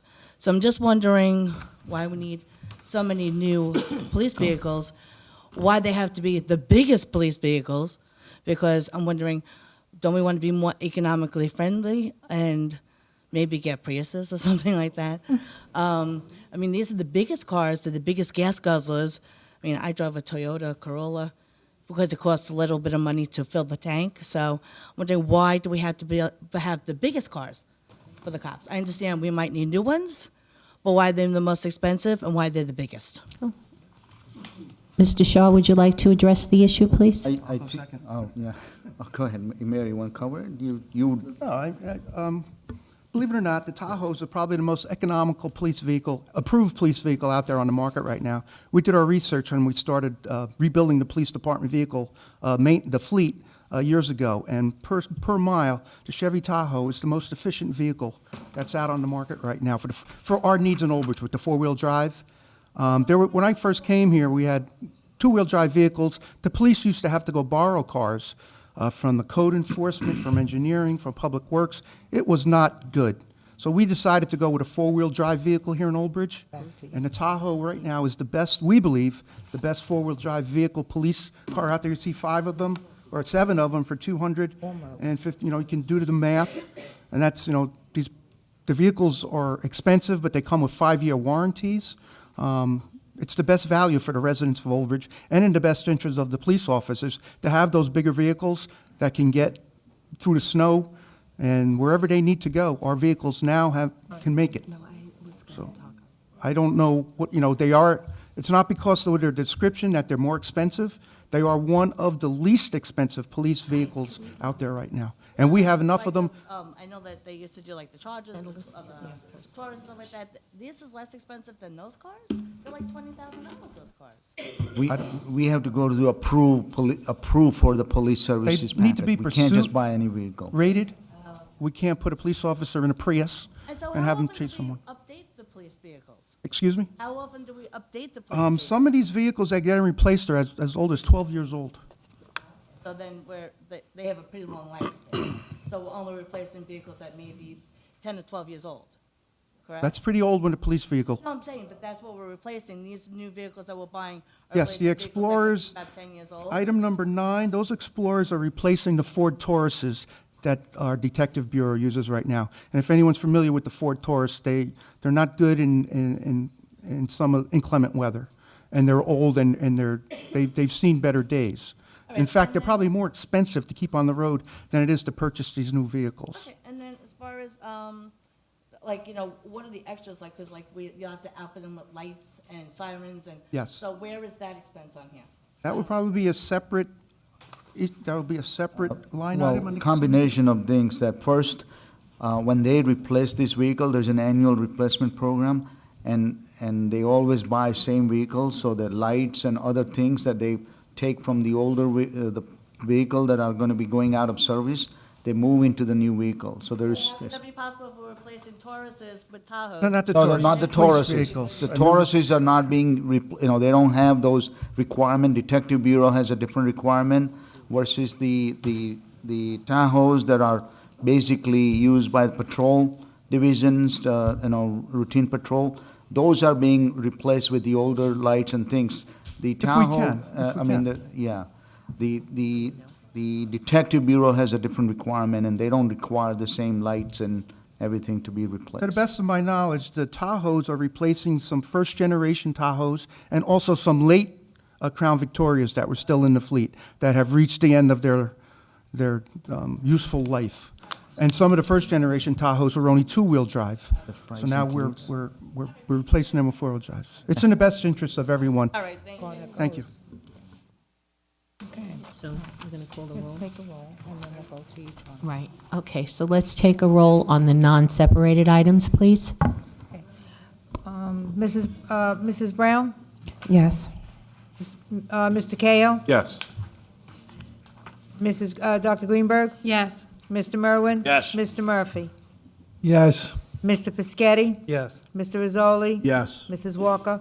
Yes. President Sohar? Yes. 9 yes on the balance. Okay, first item C2, I believe it was Mr. Merwin, correct? I knew this was a big discussion item on New Year's Day. What has come about it because of this? Are we moving the remainder 11 months? Is that what we're doing? That's the idea, and that's why it's on the consent agenda resolution for approval. Okay. The administration has met with all the council people that had any concern or questions, and I believe they've been addressed. Okay. Okay, anyone else have any questions or comments? You open it to the public, you have to close the public portion. Anyone in the public have any questions? Okay, we'll close the public. Any council? Okay, then do I have a motion for C2? I'll move it. And how about a second? I'll second it. Okay. Roll call, please. Mrs. Brown? Yes. Mr. Kao? Yes. Dr. Greenberg? Yes. Mr. Merwin? Yes. Mr. Murphy? Yes. Mr. Piscatty? No. Mr. Rizzoli? Yes. Mrs. Walker? Yes. President Sohar? Yes. 8 yes, 1 no. Next is C3, Mr. Merwin. Yes, this is a project that is definitely much needed. I'm wondering why a bidder comes in at $97,000, and shortly into the contract, we got a almost 15% increase. Our engineer will address your concerns, Mr. Merwin. Councilman Werwin, the second lowest bidder was around, and don't quote me on this, I think it was either 160 or 180.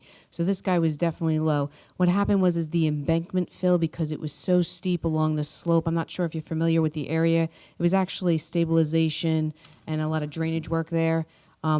We basically had to play catch up when we were putting the fill on the slope. So we actually added 475 cubic tons of additional embankment fill just to catch up with whatever was getting lost down this slope. So it was much needed, and we got it for a good price, and the end result is a good price for the township, considering the savings. I understand that, but we go out and accept bids, and people come in with the lowest bid, and now we're coming back with a 15% increase. I understand your... The lowest bid- I don't like that when because they try to circumvent the bidding process by coming in lower sometimes. The lowest bid is, the bids are actually based on the quantity that's presented to them at that time. Should the quantity change during the course of construction, which oftentimes occurs, then the end result is the contract price does change. Okay. Yep. And that's what this was, Mr. Merwin. It was just materials. And even the second lowest bidder only committed to so much material. As our engineering department said, a large amount of additional material was needed. You're familiar with the slope that's there. Definitely. It is, I think we'll be it's a back in unique, that area, too. a unique situation. And this had to get fixed, and this was the right thing to do. Yep, And we're still, I just questioning, I don't like low bids that increase coming would have in went to and then any going bid. up, you That know. increase would have went to any bid. Okay, very good, thank you. Okay. If I just could follow up, Madam President, just for especially the new members, there is an administrative code, if you saw in the resolution, that I think the state anticipated that obviously there are change orders, and, that's one of the situations when you have the lowest responsible bid. So under administrative code, you're allowed to have increases up to 20% of the original contract. And then after that, there's a whole approval process that you have to go through with the state in order to increase that. So is this done, this job now, or it's done? Okay, so there won't be any more coming back for a second bite or anything. Very good, thank God, you. that's a good thing. Yes, thank you. Not sure if this was intentional, but there just looks like there's a difference. It says 14,000, but it's actually 15 for C, 3. Do you see that? The difference between the 97 and the 112? It's 15, yeah. 15,000, not 14. It should be 15. Catch. No? Do we have to? All right, yeah, that's okay. Councilwoman, thank you. That correction would be that the original bid amount would be 90, I'm sorry, hold on. Difference of $5,000. Oh, This is different. yeah. I'm sorry. So it would be, we would be going from 214. No, it's $98,010 to 112. So it's, instead of $97,010, it's $98,010, and that's going to $112,010. Thank you for the correction. That's what the resolution states. Okay. All right, we need a motion. Okay, do we, The resolution was correct. The typo was on the agenda was wrong. I'll move it. okay, and a second? Roll call. Mrs. Brown? Yes. Mr. Cahill? Yes. Dr. Greenberg? Yes. Mr. Merwin? Yes. Mr. Murphy? Yes. Mr. Piscatty? Yes. Mr. Rizzoli? Yes. Mrs. Walker? Yes. President Soha? Yes. 9 yes. Okay, the next one is C7.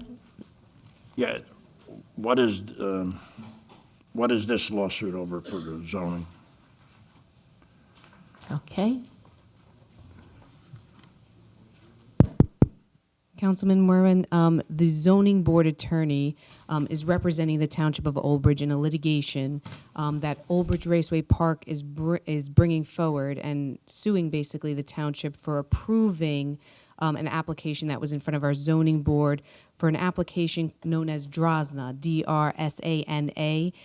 It's a religious institution that also has housing that was approved across the street from Raceway Park. And so their contention is because there's housing component with this religious institution, that once they move in, they would be complaining about the noise from the racing. But there has been a press release recently that we're all aware of where they're now not doing that racing. This might actually go away. That's why I was asking the question. Yeah, that's, but we still have to keep. And just, again, so the council's aware is that zoning board obviously is a separate board, just like the planning board. And what happens is that as part of the overall budget, the town's required to budget funds for these types of appeals. And typically you see more in zoning board decisions because you're typically granting some type of use variance. So it's an item that doesn't fall under my purview, though there have been instances where I have represented the zoning board, including in the underlying federal litigation in this matter, but that's why it's separate and apart from what the township attorney does. Very good, thank you. Madam President? Yes. There's something I recall reading that says that anybody buys houses within a certain radius of Raceway Park has to sign off that there's going to be noise. Isn't that? Yeah. They still I was at can those sue. meetings, Councilman, and the applicant did agree to that they would not, but Raceway Park, I guess, didn't believe them, not knowing who's going to be living in those houses right now. Yeah, you could So say here's the that. applicant signing for a potential person that doesn't exist right now. So I think Raceway Park had some concerns that no matter what the applicant signed, that there might be potential litigation.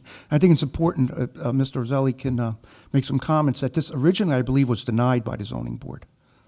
Right. And then there were some changes made. We limited, the zoning board came back and said, no, you can't have that many housing units. They limited the number of housing units that could be built. The township was faced with a lawsuit for federal claim called under the Blue Bill. this was on the, if you remember, it was in the New York Times.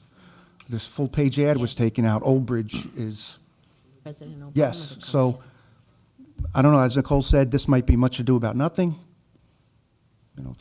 But that's the history. Yeah, it's a tortured history because actually initially, when they initially appealed, they being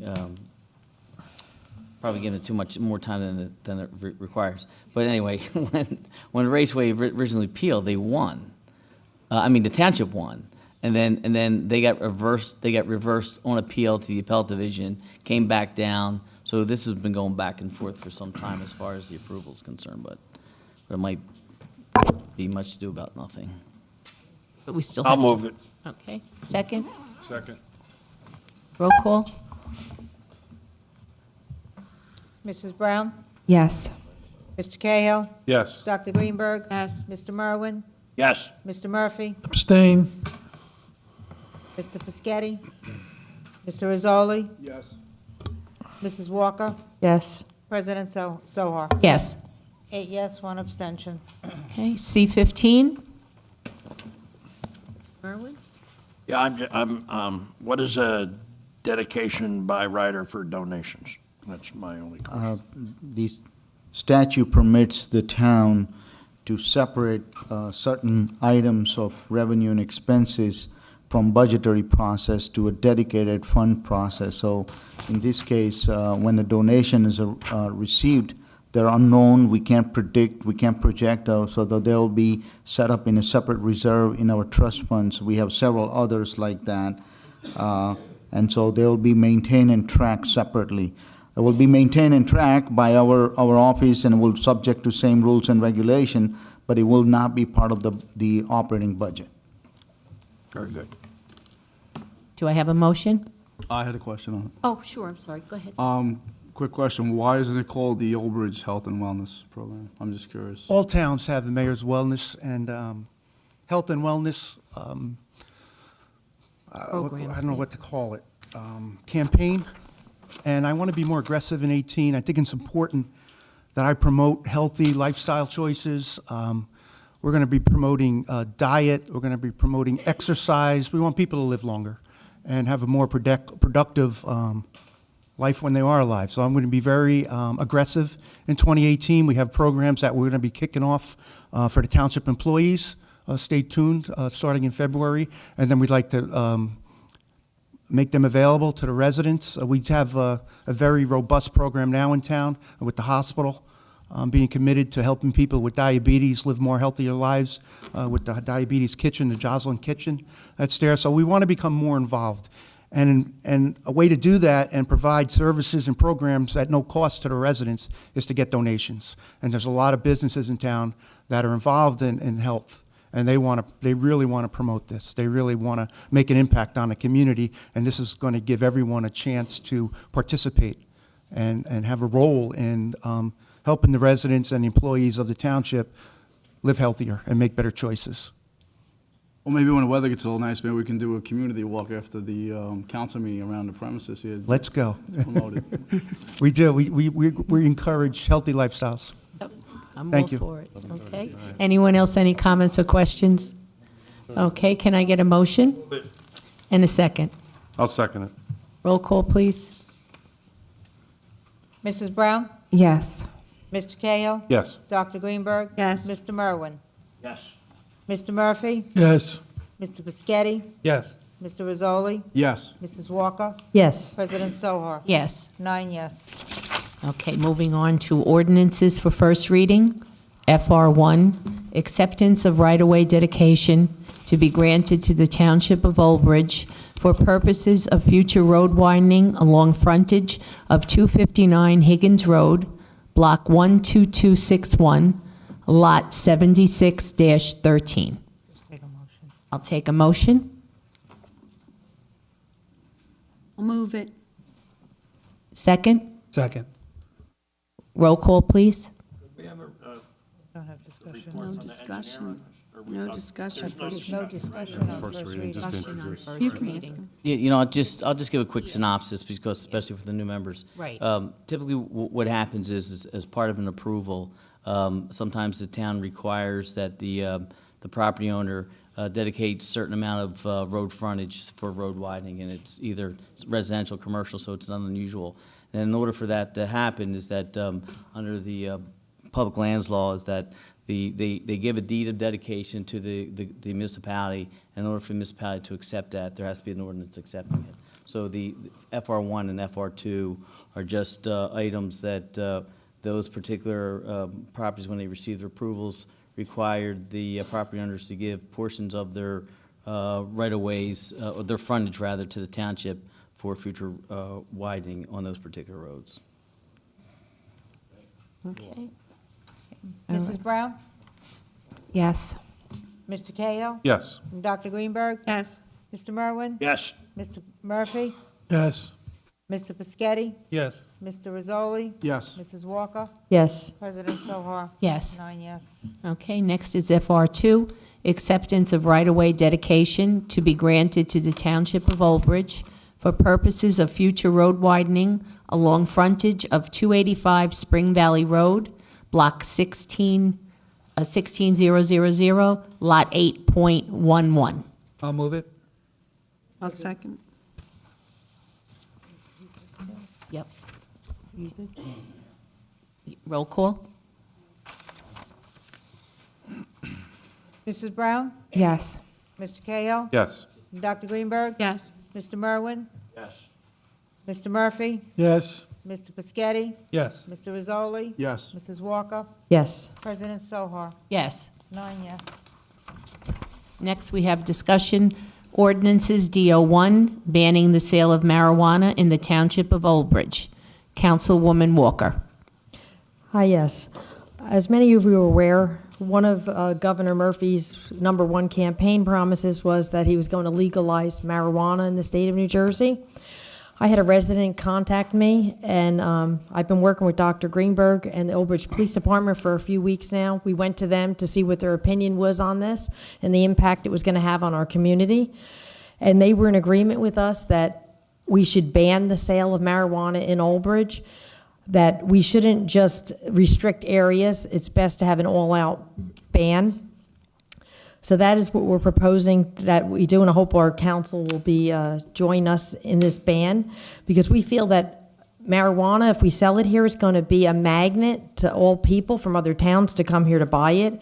And the police department feels that they're going to use the drugs right here in Old Bridge. And we don't think we want this in our community. As tonight we were going to talk about the Municipal Alliance and the big drug problems in the town, and we feel that marijuana is a gateway drug. We don't want it in our community. If Governor Murphy wants it in his town, fine, he could have it in his town, but we don't want it here. We don't want to put our residents at risk. And also to identify people driving under the influence of marijuana is very difficult. It's not as easy to identify as it is alcohol. The police officers have to be special trained. It's intense training, and it's going to be very costly to the town as well. It's just not something that we want for our community. I know, Dr. Greenberg, you wanted to add some more things? Okay, first of all, you have to think of what you vision as the future of Old Bridge, and we certainly want the input from the residents on this issue. And you have to think of safety, and you start getting a mixed message where obviously everyone's against opioids, but are you for pot? So when we thought of this, it's really about a quality of life in town. So that's why we met with the police department to talk about things. But initially, there's 8 other states in the union and Washington, D.C. that has legalized recreational marijuana. They did that through a ballot process. And in the state of New Jersey, the new governor is trying to do that through legislation. So that's a difference where I think people should have a say in their home state, in their home communities. And as Debbie Walker and as the police reported us, there's a lack of a reliable field test to do that. Testing for THC is not accurate, where you have, urine and blood tests. So it's not as simple as doing a breathalyzer test. And we need specially trained police to do that, which we know that Old Bridge has 3 drug recognition experts, and there's some more training being involved, so they get with that, get more police in the ability to do this testing. Also, what happens when they're going to legalize recreational marijuana, they say it's a windfall for, taxing it. So what happens, and everything isn't laid out, but some of the proposals are they're going to start with a 7% tax, and then they're going to go up to a 25% tax. That also creates a black market too. So a lot of these things have to be thought out and what we want in our community. In other communities, where are you going to place them? What are your restrictions, as far as schools, parks, churches, synagogues, temples, etc. So what you have to think of what you want. When you have these also, there are neighboring states that don't have legalization of marijuana. When we do it, they'll be crossing borders coming here.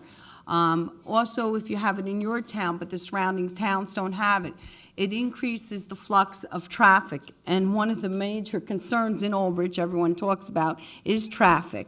So what's going to happen then? So there's a lot that has to be said about it. And so I think I'm very happy tonight to see also that Mark Rizzoli has brought up also about a marijuana ordinance, and I'm looking forward to working with him. He has 26 years on the police department, and I think if all of us work together as a council, and obviously with residents' input, that we could come up with something that would be the best for Old Bridge and the safety of our children and the future of our children in this town.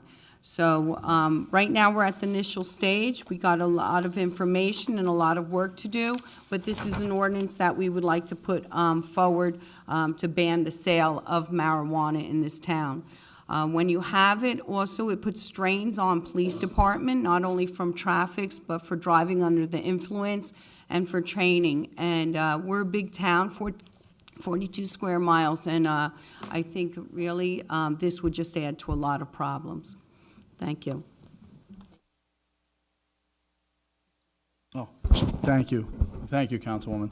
I'm really glad to see this is, this is a bipartisan issue. It's not just a bipartisan issue, it's a community issue.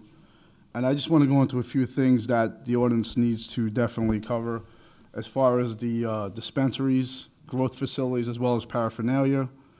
The reality of it is, and I've discussed this with a few of my, active colleagues, reasonable argument can be made that someone who wouldn't pay $15, which it would cost now for a dime bag, when they can go out to the black market and get it for 10. Because we do have tax increase and everything that's going to be on this marijuana. And there's been so much talk about the money being made off of it. There has been no studies on what would happen on the local level.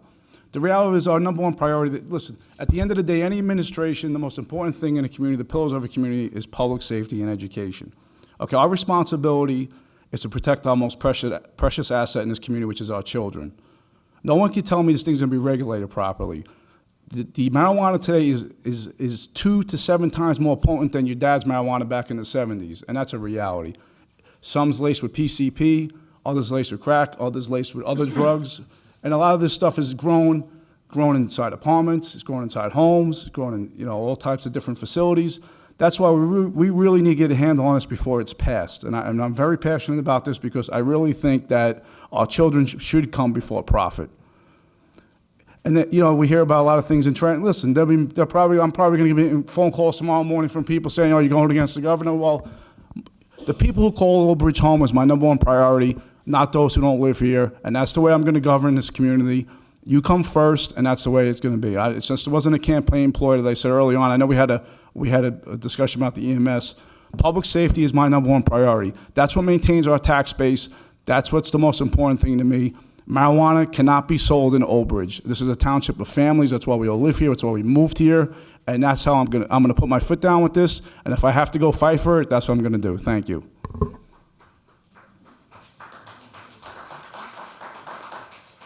Councilwoman. Yes, I would just like to see if we have a consent here that maybe we could have the attorney draw something up. I know the other towns are passing things, but after speaking with the chief and some police officers, they felt we should do an all-out ban. So is there something that we could have maybe ready for next meeting? Yeah, one more thing. I have some statistics here I want to read really quick. The percentage of all traffic fatalities in Colorado where the operator tested positive for marijuana went from 6.9% in 2005 to 21% in 2015. DUI cases relating to driving while high has risen considerably in Washington state since legalization. It went from 18.2% in 2009 to 32.7% from January to April in 2015. So, I mean, I think everybody can figure that out, the dangers of it. Thank you. Yes, Dr. Greenberg? Also, this hasn't been vetted out very well, and obviously, it's going to go through, if it goes through with the legislation process, and usually from the time when, in every other state where they decide to do this, there was an average of 14 to 18 months. But there's always just like you need a liquor license, you need licensings for these dispensaries. So really, it's a gray area. And I just think, really, as far as the town, this is not something that we want to say. We want to bring business to Old Bridge, but we don't need marijuana dispensaries to create business in this town. It just will create many more problems. Okay, anyone else? Madam from Chair. Council? Madam Yes. Chairperson.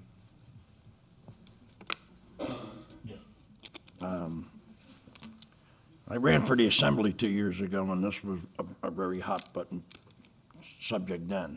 I'm not for the legalization of marijuana.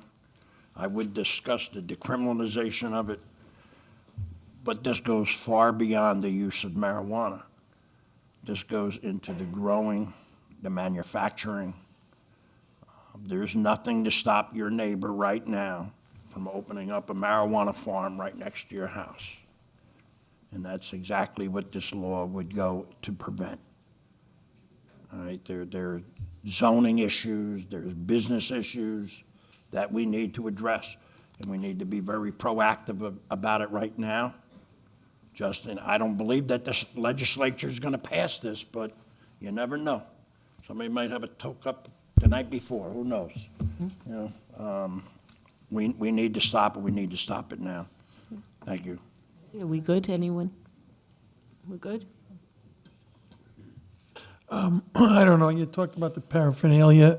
Do we still have a no paraphernalia sold in Old Bridge? I know we passed it about 20 years ago, but everybody sells it now. I guess they say it's for rolling cigarettes and stuff. Would we be able to stop that? I don't have answers for the council Okay. tonight. This item, this issue, I'm certainly proud of the council for raising it, but there are so many unanswered I questions. There are more agree. questions than answers. You know, what is the town, if the council, I know the council's not naive enough to think that if we ban the sale in Old Bridge, that we're not going to deal with the problem. So we're going to need to be prepared as a police department, as a town, to deal with the problems of recreational legalized marijuana, whether we sell it here in Old Bridge or not. I've had some calls from my office, when's it coming? You know, when are we opening it? I've had many calls with people who have been with the medical issue, and I'm a big supporter of medical marijuana. Why do they have to leave Old Bridge to go get their medicine? They're very they want to distribute for medical marijuana in Old Bridge. As you said, the driving under the influence, you have to go to another town and then do it there and then drive home under the influence. It makes no sense. You should be able to purchase medical marijuana in Old Bridge. I'm not for the growing of marijuana in Old Bridge. I think it has to be grown indoors. There's so many questions. But I think if we talk about it, the earlier we start, the better. We raise every issue. We'll play devil's advocate. That we want people leaving Old Bridge to go to another community, buy it, and then drive back. We went through that with the alcohol when the age difference. We had age differences. And those are the people we're talking about, that we're concerned about on the road. So we need to put a lot of thought into this, a lot. But we'll do everything we can, you know, to work. I don't know what a dry town would be in a state that's legal. I don't know. Would we be missing out on funds that would help our police department now prepare for this? I don't know. There's so many questions. And all these questions need to be answered before you can make an educated decision and make an ordinance that works. Doesn't make it better. Makes it better, doesn't make it worse. So you know, we're here, we're available. I think the attorneys are going to play a big role in this. If we, what's the term, arbitrarily ban the sale of marijuana, we could be facing a challenge in court, and then they put it where they want to put it. So maybe regulation is the way. I don't know that. You know, they shouldn't be allowed near schools, shouldn't be allowed near neighborhoods, shouldn't be allowed near houses of worship. And I think that's what some towns have done. They've banned it from a distance to certain locations and put that outside their town. Some of these smaller towns can do that. You know, if we're not going to do it a mile from here, well, their town doesn't extend a mile from there. So there's, you know, we're a big town. We'll see, you know, let's not invent the wheel. Let's see what other big towns are going to do with this. We certainly don't want one of our surrounding towns to be selling it. You know, I think it needs to be a little bit, hopefully the state will do their homework, and they'll have distribution if it does become legal, which I think you can flip a coin. I don't think the odds makers have set the odds on that. Is it going to become legal yet? I don't know that. The governor's pushing for it. There are a lot of people out there pushing it. A lot of people have made it, that was their single issue in the election. There are people who want legalization of recreational marijuana in the state of New Jersey. Or people have said that to me. That's why I voted for him, because he was going to legalize marijuana. So let's Yes, do it right. Dr. Greenberg? Thank you. Dr. Greenberg? Well, I just think after speaking with the police department and getting direction from them, that maybe we should move forward with an ordinance banning it in Old Bridge and take it from there and deal with what happens in the state, because as we know, politics, things can change and evolve and the process, but I want to be on the forefront of it and to have a community that stands up for its residents at the initial onset of this discussion. Mrs. Walker? Yes, I don't want to wait and see what other towns do. We spoke with the police, and they felt this was the best way to go, was the banning of it, just restricting certain areas. They didn't think that was a good idea. And I think we should be on the forefront, or maybe we could talk to surrounding towns and encourage them to do the same thing as us. because I don't think it's something that we want in Old Bridge. We have enough drug problems here. I think this is only going to enhance it. Well, I agree. I think time is of the essence. This was what was brought, when it was brought forth for discussion, and everyone seemed to feel, at least that I spoke to, that we had to move on this right away. We couldn't wait. So what is our consensus here? Are we going to move forward? I haven't commented yet. Oh, I'm sorry. I've heard all the discussion, and I'm firmly in the camp that there should not be marijuana in Old Bridge. I think that it was an ill-fated promise that the new governor made. I think it's basically just to generate revenue at the expense of people's health, and lives. And I defer to Mr. Rizzoli, who's a retired police officer, and his comments, because he knows probably more than anybody what gateway drugs can do. So I'm totally against that. I guess my question is for the attorney: if the legislature actually passes this, what kind of teeth would our ordinance have? I'm just concerned that the state might overrule the ordinance. Is that a possibility? Or Yeah, I think there's a couple things. Obviously, you don't have to worry about federally, because federally it hasn't been approved yet. Right. So there wouldn't necessarily be any federal constitutional challenges. I think the issue becomes, what does the state statute ultimately determine? And we don't know that, so we're in a vacuum.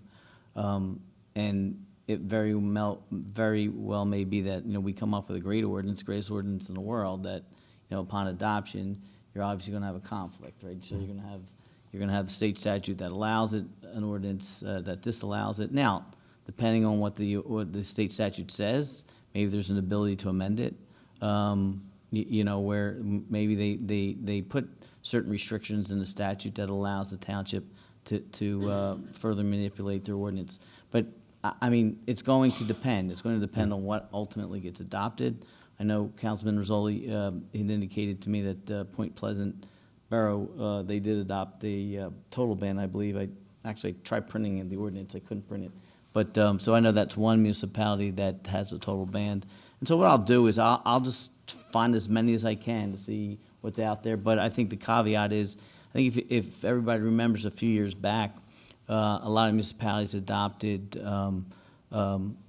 ordinances banning individuals who were convicted of sexual predators, and then as far as where they can live, and then that ultimately was challenged, and some town, they lost. So towns had the ordinances on their books, and they had to rescind them. So I think a lot of it ultimately will depend on, we can be in the forefront, do the best that we can, and then if in fact a statute gets adopted, then then we'll have to look at it and see how it comports with our ordinance. The reason why I bring it up, thank you for that. The reason why I bring it up is just that, because, again, well-intentioned, and again, I'll support whatever combination. I don't know why this discussion was in the same item, but that's a whole issue. I'll support what the consensus is. I just want us to be open to the fact that whatever comes down from the state, we might have to react to that. So what we put together might have to change at some point depending on what the state comes up with. So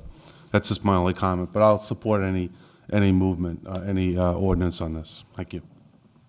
I have the copies of the ordinance from Point Pleasant Beach. Now, what Point Pleasant Beach did is very small, so they just put in, as the mayor said, so many restrictions near this, near that, that you couldn't do it. So they didn't say we're banning it, but they said it. And so of a town with 42 square miles, we have to make Right. In the a different discussion, distinction. the discussion I had with the mayor, I mean, that's typically how, for instance, towns were able to do away with pornography. You just put, from a zoning perspective, as long as it's reasonable, you can put limitations as to where things go, and effectively you ban it without banning it. So again, a smaller town, it's easier. But I'll try to be creative. I'll just see what's out there and then work on and come up with some. Council, I believe Garfield too was just passed one. I believe Garfield. Garfield, okay. Yeah. Okay. And then see what we can come up with. All right, so we'll make a motion. I'll move it. Second, who moved it? Anita. What's the motion for? move it up for discussion? Right. I mean, I got my instructions. Right. You don't want me to go forward and come up with a draft? Yeah. And I'll work on a draft. I'm good with that. I got it. Okay. So are we moving it or no? No, we're good. No, we're good. We're good? Okay. Okay.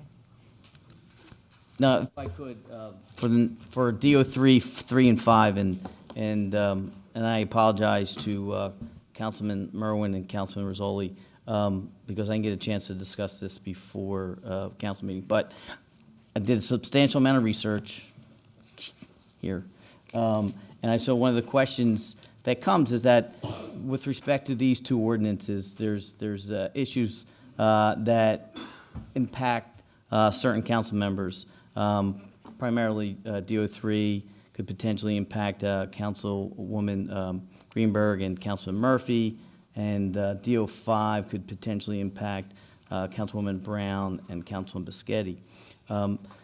That being said, in doing the research that I did, and I think on Friday that I saw today, Councilman Bischetti sent me an email asking for a written opinion as to my determination of whether or not, with respect to his position, whether or not he could participate, discuss in the ordinance.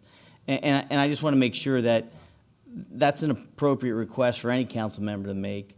And I didn't receive the request from the other council members, but I want to alert them to that fact that that to the extent that we knew the issue was out there, I've received one official request. Because depending on my ultimate conclusions and findings, as part of whether or not there's an ethical violation or not, there is a defense to council members to the extent that they rely on advice of counsel. And the case law is very specific as to what the opinion has to state and how it has to set forth. So while I recognize these are two important issues, I think it would, before we do go forward, what I would ask council is to allow me to memorialize my determination whether or not there are conflicts for the two particular items. And then also alert council members to the fact that because we have a local ethics board, they can offer also, because you may not agree with me. You know, when you look at this law, it's kind of interesting, right? It's one of those things where it's on a case-by-case basis. You have to analyze the facts and come out with a decision based upon the facts. So it's nothing that's really necessarily always clear-cut. Because we have a local ethics board, council members can also seek an advisory opinion from the local ethics board if they so desire. You can't go to the state because of the fact that we have a local, and you have to go local first. So before we get into a position and have a discussion, I think what the appropriate process would be is let me put in writing what my determination with respect to those who can discuss it and why or why not, so that at least it's out there. Everyone can be on the same page. To the extent somebody, follows my advice, and then to the extent that the determinations they can participate, at least I have that ability to say that, this is why, and this is what the council told me, and have that defense. To the extent that they don't take my advice, that's okay too, that's up to them. And then, thirdly, if someone wants to make a request for advisory opinion to the local ethics board, they can do that as well. But I think that would alleviate a lot of unnecessary discussion here, and at least alert everybody as to what the potential issues are, and then ultimately have a better discussion with respect to who may or may not be able to vote on those ordinances. All right, is everyone good with that? Yes. Okay. I've already gotten an opinion from my attorney, so I feel comfortable in everything that I say. Thank you. Okay, so then, Also did. so what is the pleasure of the council? What's the reason? Mark is going to write something up, I think. No, again, it's so that to the extent that, because Right. you would typically would ask, the council members would typically ask the township attorney to give an opinion, that's why. I didn't get a formal request, I had some discussions. So I think it's really to protect the council members. And I think it would just be appropriate to set it up that way, so that depending on the opinion, at least it's out there and it's documented. It's not intended anything other than so that everybody's on the same parameters.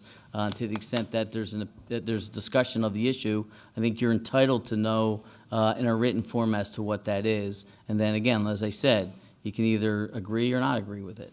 But I think it's a better way to proceed in connection with these two ordinances. Madam Chairperson, Yes? I'd like to remove DO3 right now until the February 26th meeting. Okay, Same with May DO5, yes. Thank you. all right, thank you. Thank you, council. All right, next is DO4, ordinance to change the rule for public speaking at council meetings. Public should be allowed to speak on any subject matter instead of just one subject. Councilman Fischetti? Yes,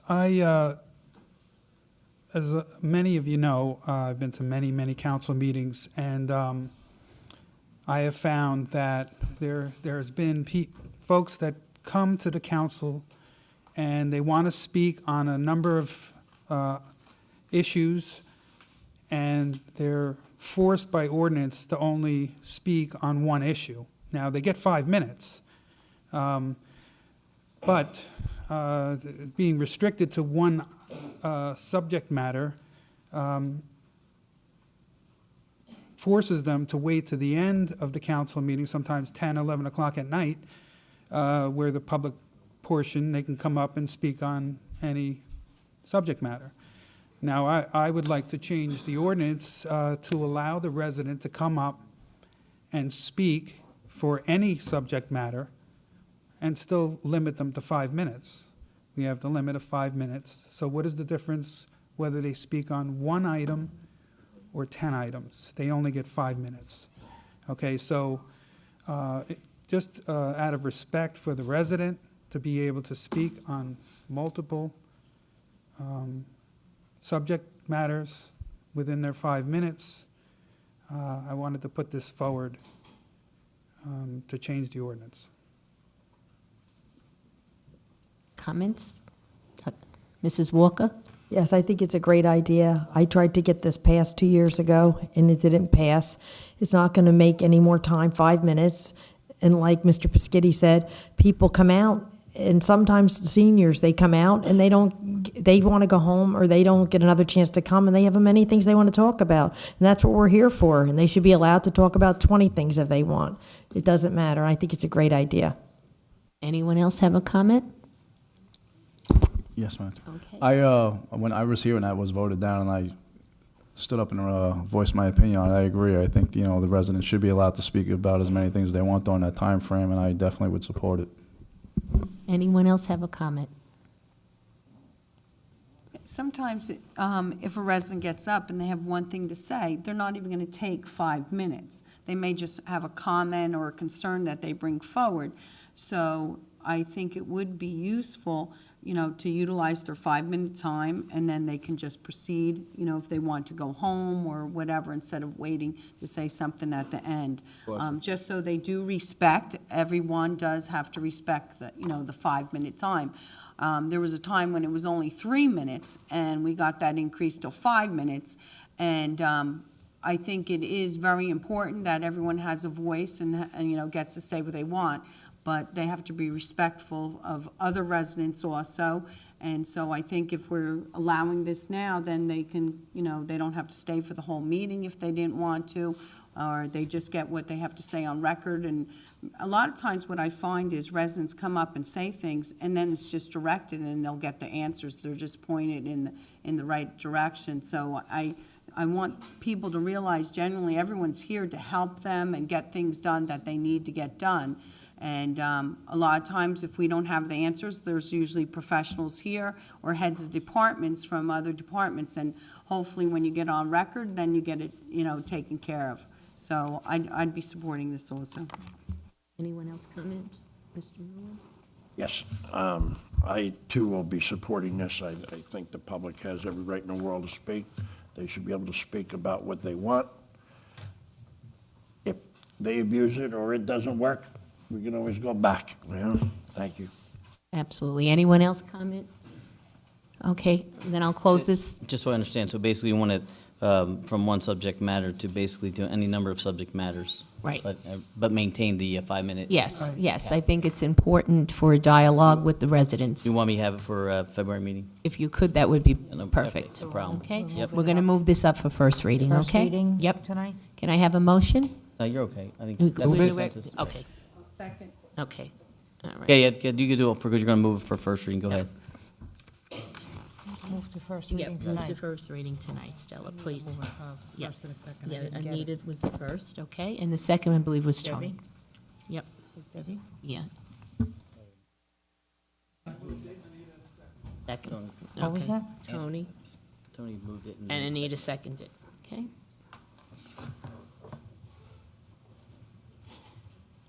Roll call? Mrs. Brown? Yes.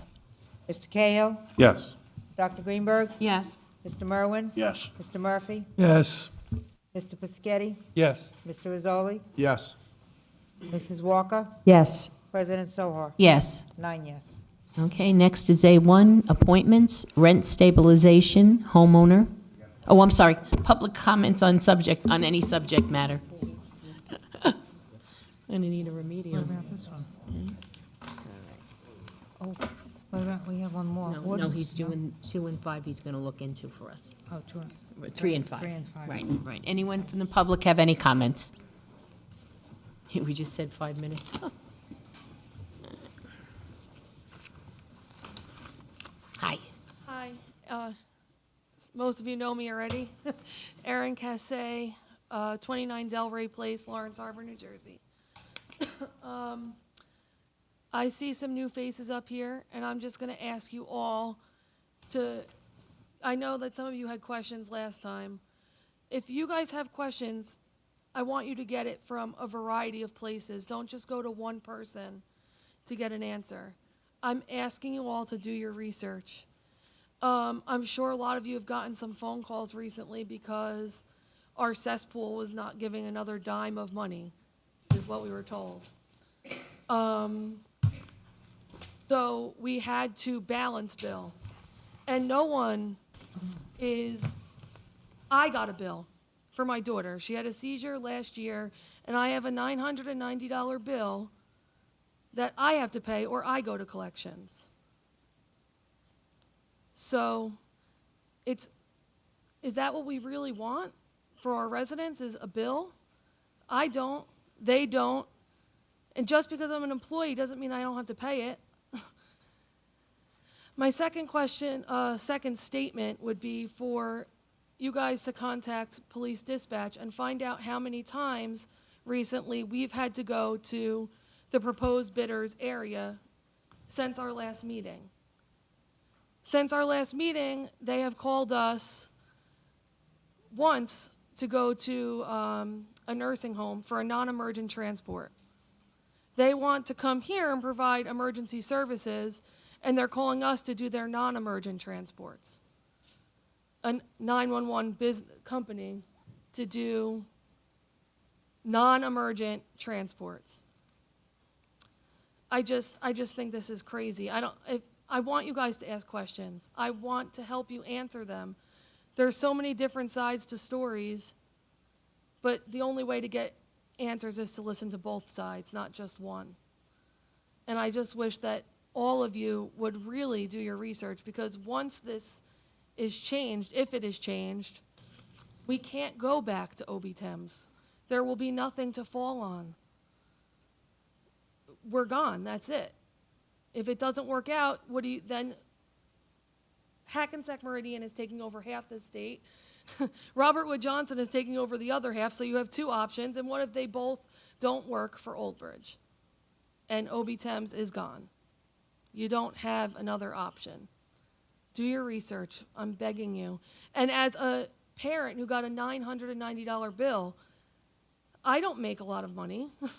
I do my job because I love it. I can't afford a $990 bill. So it will be going to collections, and we could just add that to my list of problems right now. Does anyone have any questions? I know everyone had so many at the last meeting. Question back and forth. But no one has contacted us or the volunteer squads to see how we felt about this.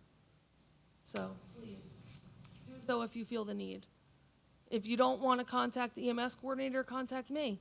I will do my best to personally answer any question I possibly can.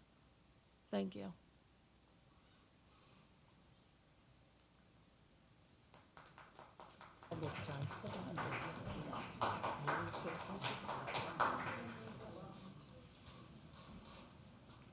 Is there anyone else in the public? I am back. I'm sorry. So, Teresa Burns, 347 Miller Ave. I'm expecting Christmas cards now that everyone knows my address. So, earlier I asked a question about proposed plan, $3,600, because 4 outside residents called and said this is a great thing. You've got community members standing here telling you that Old Bridge Thames is what we need. We've heard and seen the proposed alert program, and we feel that it's not a great fit for Old Bridge. So please take that into consideration. Thank you.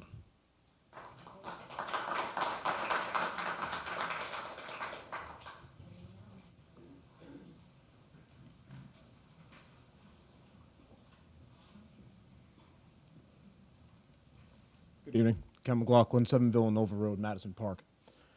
One thing I just really want to point out, it's not so much a question, but as far as my understanding, OB Thames has been graced with a subsidy of a little over $190,000, or at least we're supposed to. I know recently we haven't even been getting anywhere close to that. Now, we can't get the $190,000 plus that we used to operate for an entire year, for 12 months, in order to offset cost. But according to one thing that was being addressed tonight, you want to purchase 12 new police vehicles in the first month of the year, totaling a little under $400,000. And that's just the vehicles. That's not counting paint, customization, lighting. So figure you're well over $400,000 at that point in the first month of the year.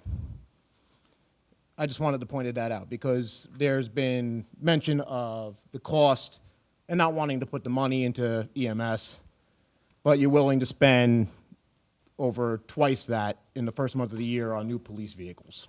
And that's not a crack at the police department. We have their backs just as much as we hope they have ours. We work together with them nonstop, and we have a wonderful relationship with them. I'm just putting the finances in perspective that we can't get the money that we need to operate for an entire year, but there's no problem spending $400,000 in the first month for new vehicles. Thank you.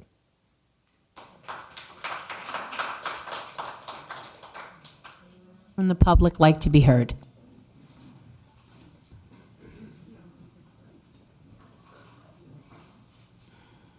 Good evening, Lisa Lent Miller, Terrell Road. I haven't been here in a couple months, and I was just curious if you ever got me answers about the animal shelter. I know I was here about 6 months ago, and you said that you'll find out about expanding the hours since you've hired several new people and upped the budget a lot for their salaries. I was curious if within the 6 months you've been able to find time to get me an answer on that. And also, we're contacted, the local rescue is contacted quite often about TNR. And we always refer the people back to the animal shelter, and then they come back to us saying that they weren't able to get any help from the animal shelter or its director. What type of publication have you done for TNR? What classes have you offered? Have you done anything to help it succeed? You all asked my opinion about getting the ordinance. I contacted Carney and obtained it, and we revised it and worked on it, and we passed it. But it just seems that it's been sitting there dead since then. So I would like to know also what you're doing about TNR. Anyone? As far as expanding the shelter hours, we'll have that discussion in our budget talks. If we want to increase the budget to expand the hours, my opinion, the hours are sufficient. But didn't you expand their salary budget to hire the additional personnel? That was, we're going to see if we're going to continue that in this year's budget. But you We've did had do good that, success correct? with the people So that the are working answer there. is yes. Anyone who goes to the shelter has a good experience with the animal handlers that we have now. I think it's been a tremendous asset to the shelter. So the within answer its is yes, current that you hours. did hire additional people. The salaries We for the went before shelter the council have with that. That's not a secret. increased, but yet the hours haven't. So The 6 hours months have ago, not when I've increased. stood here and I asked that specific I have no question. intent. If council wants to increase the hours, they can have that discussion. Okay, I'm just asking, because 6 months ago when I asked, you said that you're going to look into it and that you thought it was a good idea. We could go to YouTube to check what you did say, but that's what you did say. Anything about TNR? TNR, as you know, there is a committee, part of the ordinance required to have the committee. Committees I believe as a meeting, and I will turn it over to committee member, Dr. Greenberg, Councilwoman Greenberg, on to report on the TNR. Yes, we've had several meetings and with Lieutenant Scott Crumpet and Jonathan Hilbrun, Attorney Jonathan Hilbrun. There's some things in the ordinance that Jonathan and I recognize that need to be adjusted to really make the TNR successful. We have advertised for it. We have one group that has signed up for it. They can sign up for it. Once we get some of the adjustments done, there will be a class, and I hope it will be the end of February, and it'll be at the library. Okay, thank you. Anyone else from the public?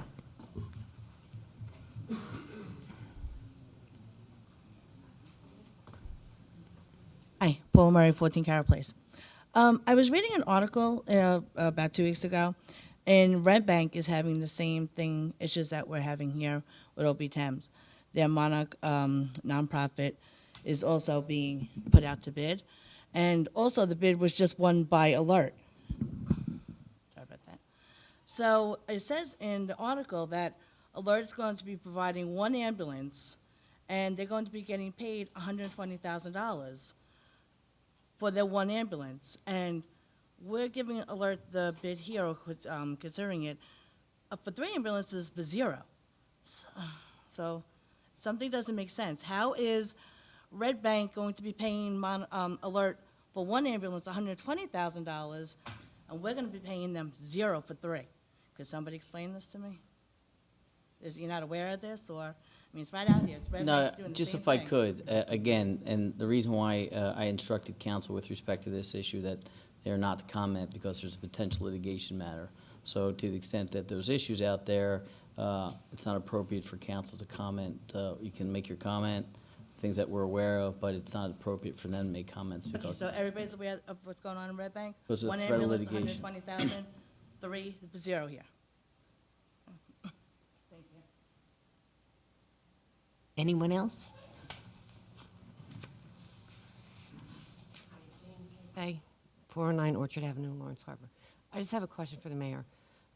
Why, after 20 years, do you want to change OB Thames to a different company? it's just the same. He can't answer. Okay, but somebody might want to check the police dispatch and see how many times they did have to go into Madawan these past couple of weeks to cover Alert, to see what's going to be covering us. It's not going to work. It's really not going to work. Is there anyone else that would like to be heard? Seeing no hands, I'll close the public portion. Okay. Appointments, A1, rent stabilization. Homeowner Eileen Powers now serves and requests reappointment. Term expires 12/31/2020.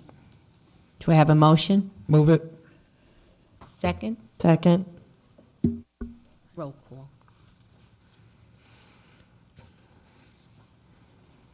Mrs. Brown? Yes. Mr. Cahill? Yes. Dr. Greenberg? Yes. Mr. Merwin? Yes. Mr. Murphy? Yes. Mr. Pescetti? Yes. Mr. Rizzoli? Yes. Mrs. Walker? Yes. President Soha? Yes. 9 yes. A2, rent stabilization homeowner. Gina Talamo now serves and requests reappointment. Term expires 12/31/2020. I'll move it. I'll second it. Roll call? Mrs. Brown? Yes. Mr. Cahill? Yes. Dr. Greenberg? Yes. Mr. Merwin? Yes. Mr. Murphy? Yes. Mr. Pescetti? Yes. Mr. Rizzoli? Yes. Mrs. Walker? Yes. President Soha. Yes. 9 yes. Council member comments? Council President? Yes. I'm really concerned about the animal shelter, and I'm concerned about the TNR. Now, this has been going on for a long time, so I don't know what I have to do as a council person, but I want to report. I want to know what's going on, what's been done, and what's going to be done, because it's not good. It's not good for the public.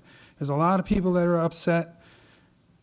They got rid of all these volunteers, and there seems to be no resolution there. So I would like a more detailed report on that. The TNR was approved, but the way it got approved, the council wouldn't move it forward. And the reason why, in my opinion, that they wouldn't move it forward was because Dr. Greenberg's idea of the TNR. And she came up with the idea, and the ones that really cared about the residents wanted to move it forward, but the other ones kept it behind. And it went on and on and on until the public finally came to the meetings, and there was public pressure brought, and then it finally got moved up for first reading. And that's the way it went, and the way I remember it. Now, here we are, it's got to be a year later, and It's approved. I know it's approved. I know it's approved, but where is it? Why, is it active? Is it happening? Well, the problem is, it's volunteers, that you can't, you have to get them to sign up for it, Mr. Biscotti, that it is there, it's available. What happens is that volunteers have to come forward and fill out the form. And do they know? And they do that. Yeah, we did advertise for it, we're gonna try and get it in, I'm gonna talk to someone with the Board of Education to get the information out. But I know there was just a few things that need to be tweaked with the ordinance, and obviously, for people to understand how to do TNR. So that's being worked on. There was a hiatus because the attorney, Jonathan Hilbron, was away, but now he's back, and so we're hoping to get that problem Okay, resolved. I'm glad to hear that. It's just that, from my perception, it seems like the way it got passed, how difficult it was, it seems that there's like dragging of the feet to get this thing going. I don't see the aggressiveness, to get this All really right, so, happening. But so Dr. Greenberg, what you're saying is that there's gonna be another meeting? Yeah, we're hoping that, we're gonna have regular meetings, and then the board hopefully will evolve where we'll even have, just like we voted residents on these boards, we're hoping to have residents on the board also. Okay. And get more feedback, so then they won't have a problem. So Right, it's and you'll been a report- process, because what happens is, with TNR, there's people who don't want it, that are in the public, but they just don't understand it, and so there was some problems, so we had to work through those. Okay, so you'll get back to us and... I will. I'll give you an update. Thank you. yeah, I found that most residents do know about TNR, and they are supportive of it.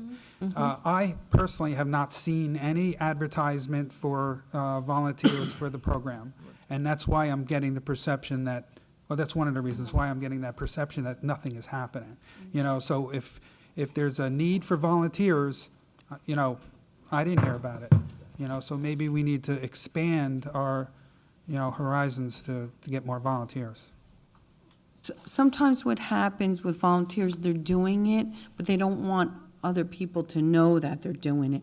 And whenever you have a process in place that they have to fill out a form and identify themselves, there's a gray area. So we have to try to make them feel comfortable in what they're doing. And so that's where the problem really lies right now. It's getting people to want to sign up and identify for it. We have one group, and I'm hoping they've been very active and very good and supportive. They did amazing things. They reduced a population where there were 80 cats. There was constantly kittens all the time, and now there's 19 cats left.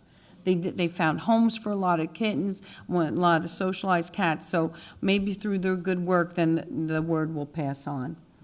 Okay, thank you so much, I appreciate it. And I wanted to, Council President, I just want to, one thing, Councilman Pesqueira, you mentioned that township does not have volunteers. There are volunteers at the shelter. Volunteers are allowed, but all volunteers has to comply and follow the rules because we have it's big liability to deal with it. And so if the volunteer doesn't want to comply, obviously they cannot participate, but there are volunteers working at the shelter. So I don't know where you're getting information that there's no volunteers. There okay, are volunteers. look, I didn't go over to the shelter and count the volunteers.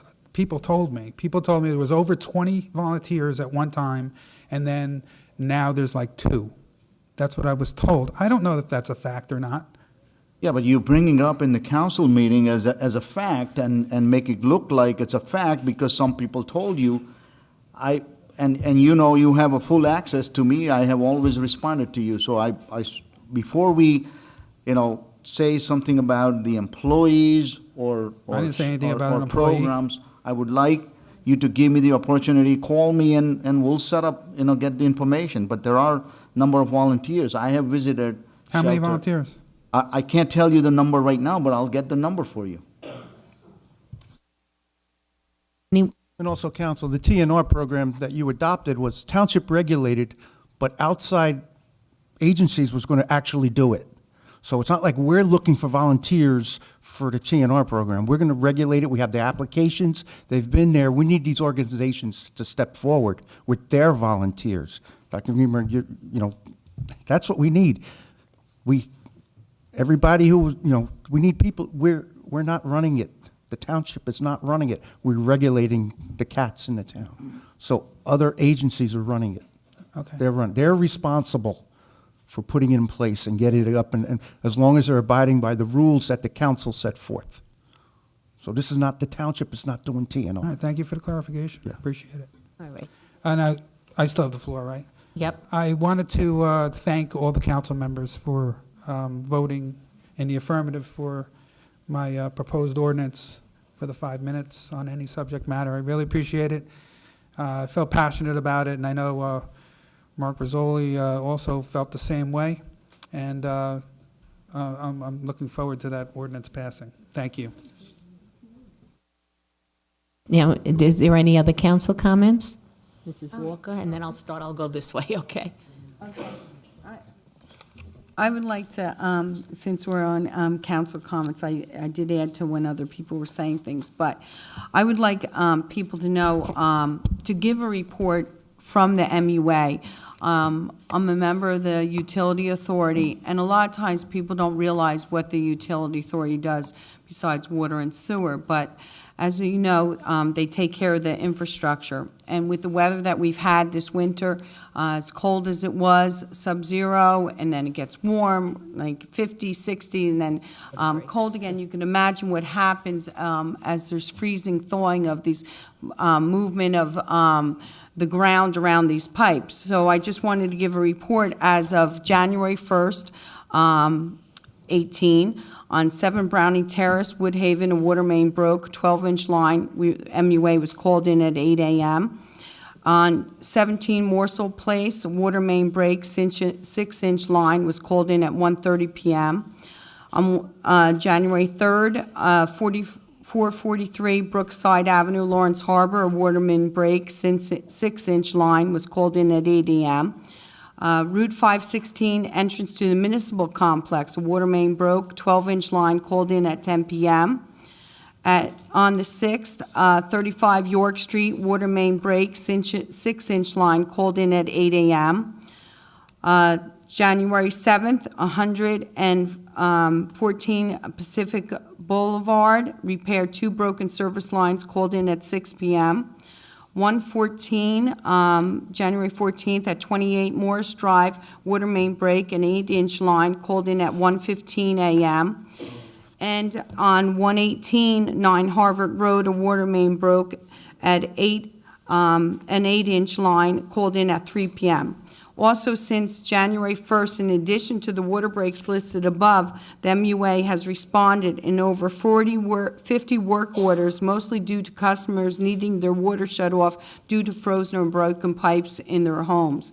So the work is, I would say we have a very dedicated, professional, skilled staff that can resolve these matters, and to think of them working in water, freezing, in freezing temperatures, it's quite incredible that they can, dig up, repair these lines, and not have people out of service for very long, that they're very responsive and get these things done. So in just 1 month, really not even over yet, I just gave you since the 18th, that's how much work's been done. So when people say about their water bills and sewer, $2 a day is just not for flushing your toilet and your water. You have all these other services, and sometimes you don't realize that. So I wanted to bring this little summary to your attention, and I'll try to do that monthly to give you updates on different projects and some of the improvements that they're doing with the infrastructure throughout the whole town.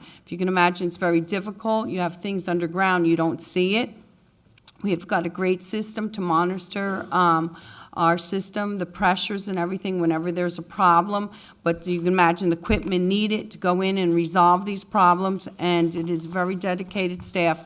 And I just wanted to let everyone know the work that they're doing. Thank you. Mrs. Walker? Yes.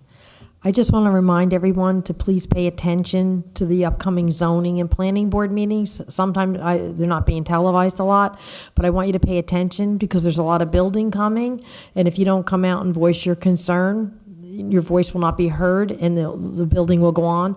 I know there's going to be a lot of proposed buildings above strip malls, and I think that you should pay attention and please try to come to the meetings. Thank you. Anyone else on this? Mr. Murphy? Yes, I just want to talk about something. I got about 15 or 20 people are telling me, I'm not going to discuss it tonight, but that coming out of Walmart onto whatever road that is, Marlboro Road. Oh, that Walmart, okay. Yeah, there's a no left turn. Is there a reason for that? Does anybody know? There was, I understand that. Is there still a reason? That was a condition put on the applicant by the planning board. We can't remove that condition. The residents, the 15, 20 people who were at the meeting, probably more than that, did not want left-hand turns out of the parking lot.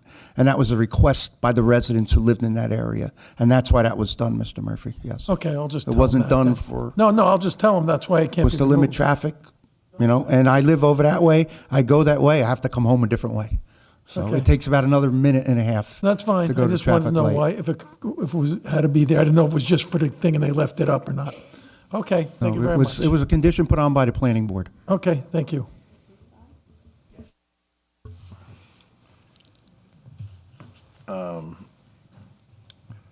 Mr. Shaw, I've talked to the young lady that handles recycling, but maybe you can check. I can constantly getting complaints about recycling not getting picked up in Ward 1.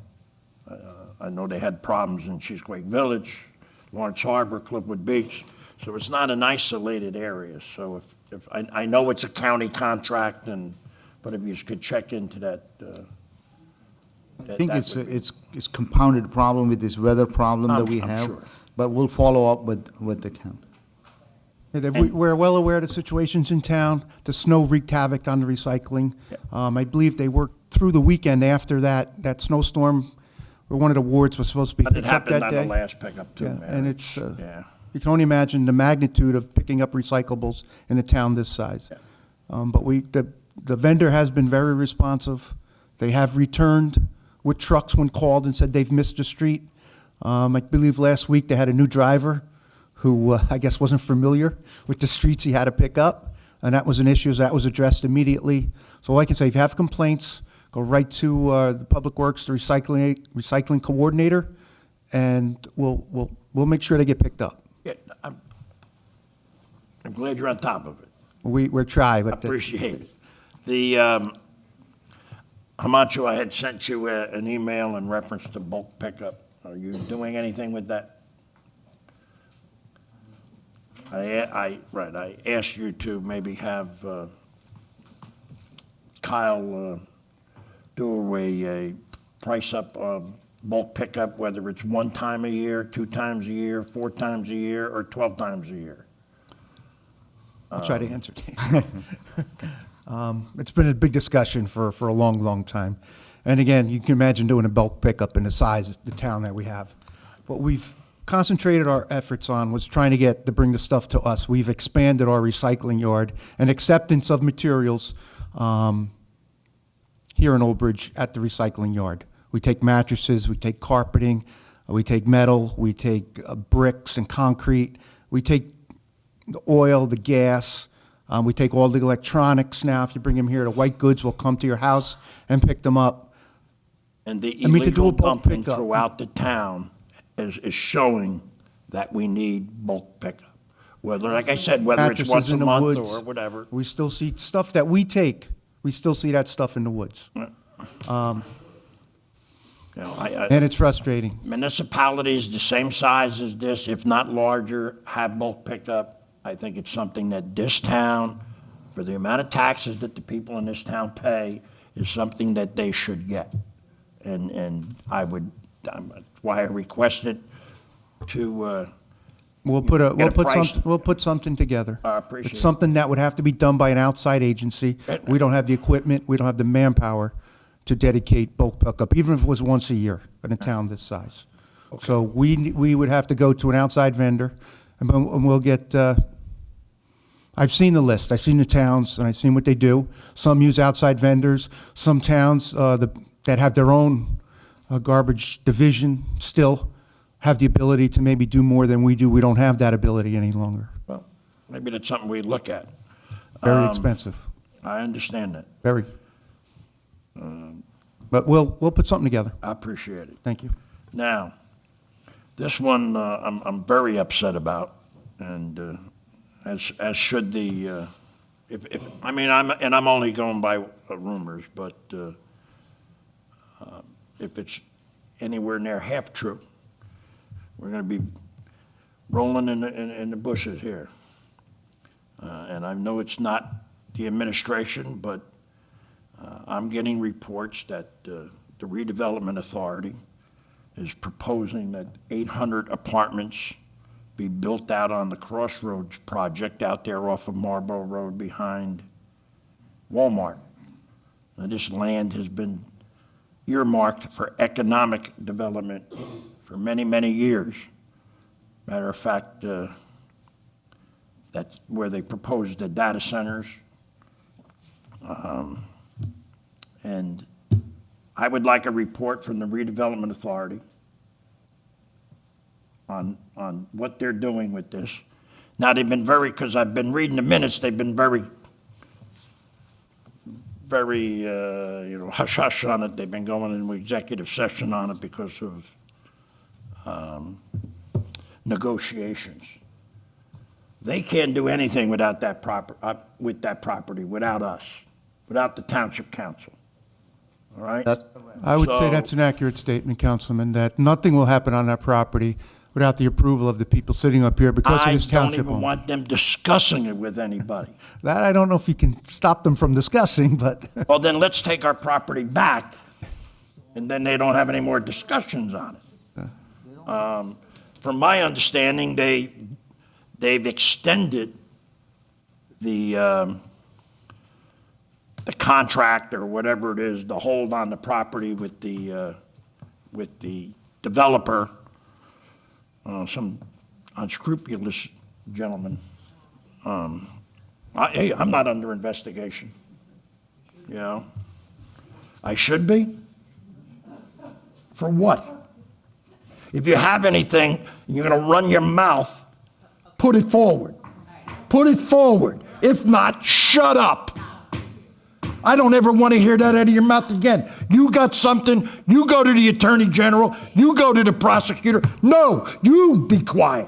Somebody just accused me of something and I'm not going to take it. Baloney. Told me I should be under investigation. I don't ever want to hear that out of your mouth again. Unless you got proof, you go to the authorities.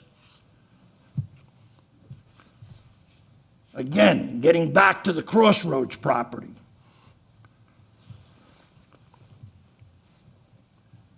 I would like a report from the redevelopment authority that the whole council could be shared with. And I would expect hopefully to have that by the next meeting. Thank you. I'd have to ask for legal if, take a look at that. If the council could write a letter and they want them to come before the council, which makes a lot of sense. Well, I think if they come before the council, they have to go in executive session because of the I would assume so. nature of it, you know. Just, Councilman Merwin, I'll just, there's certain Yeah. agencies, or certainly with respect to the township itself, to the extent that the council wants a report that's within their right. Obviously, the redevelopment agency is a separate agency. I'll just check the statute and the ordinance to the extent that you can. I'll let you know. Thank you. You're welcome.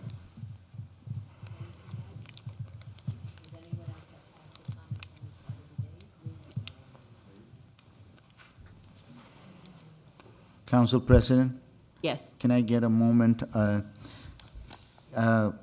During the consent agenda discussion and subsequently, Councilman Pasquetti reminded me that, to clarify the purchase of police vehicle, both the C8 and C9, the purchase, they were done to the trust fund revenue that police department collects. When, for the outside employment, when the use of vehicles are used, there is a fee they charge. So that is the source of revenue for both of those things. They are not coming out of the budgetary appropriation. So I just want council to understand that. The second thing is that, I highly recommend administration does not, and we have recommended the even discussion with the new council member and this policy that we don't respond on Facebook. We don't post anything. We don't, refute the posting. The rumors, please, if there is a questions, call us. I think we have responded to all the council member with the informations. There are confidential information that we're not gonna obviously publicly post that, so, please bear in mind. The last thing I want to reiterate that I have said before is that just like what Councilwoman Greenberg indicated that at the MUA, I think we have the same in situations where we have very dedicated employee in the town, and they work hard. I think there was a question about this contract increase, and none of us likes to have a change order that increases. But if you look at overall last year, and if you look at the engineering department, majority of them, you'll see a lot of reductions in the contract. So I think everybody works very hard in almost in every department, I can tell you that. And I hope that you recognize that and you respect the employees' rights.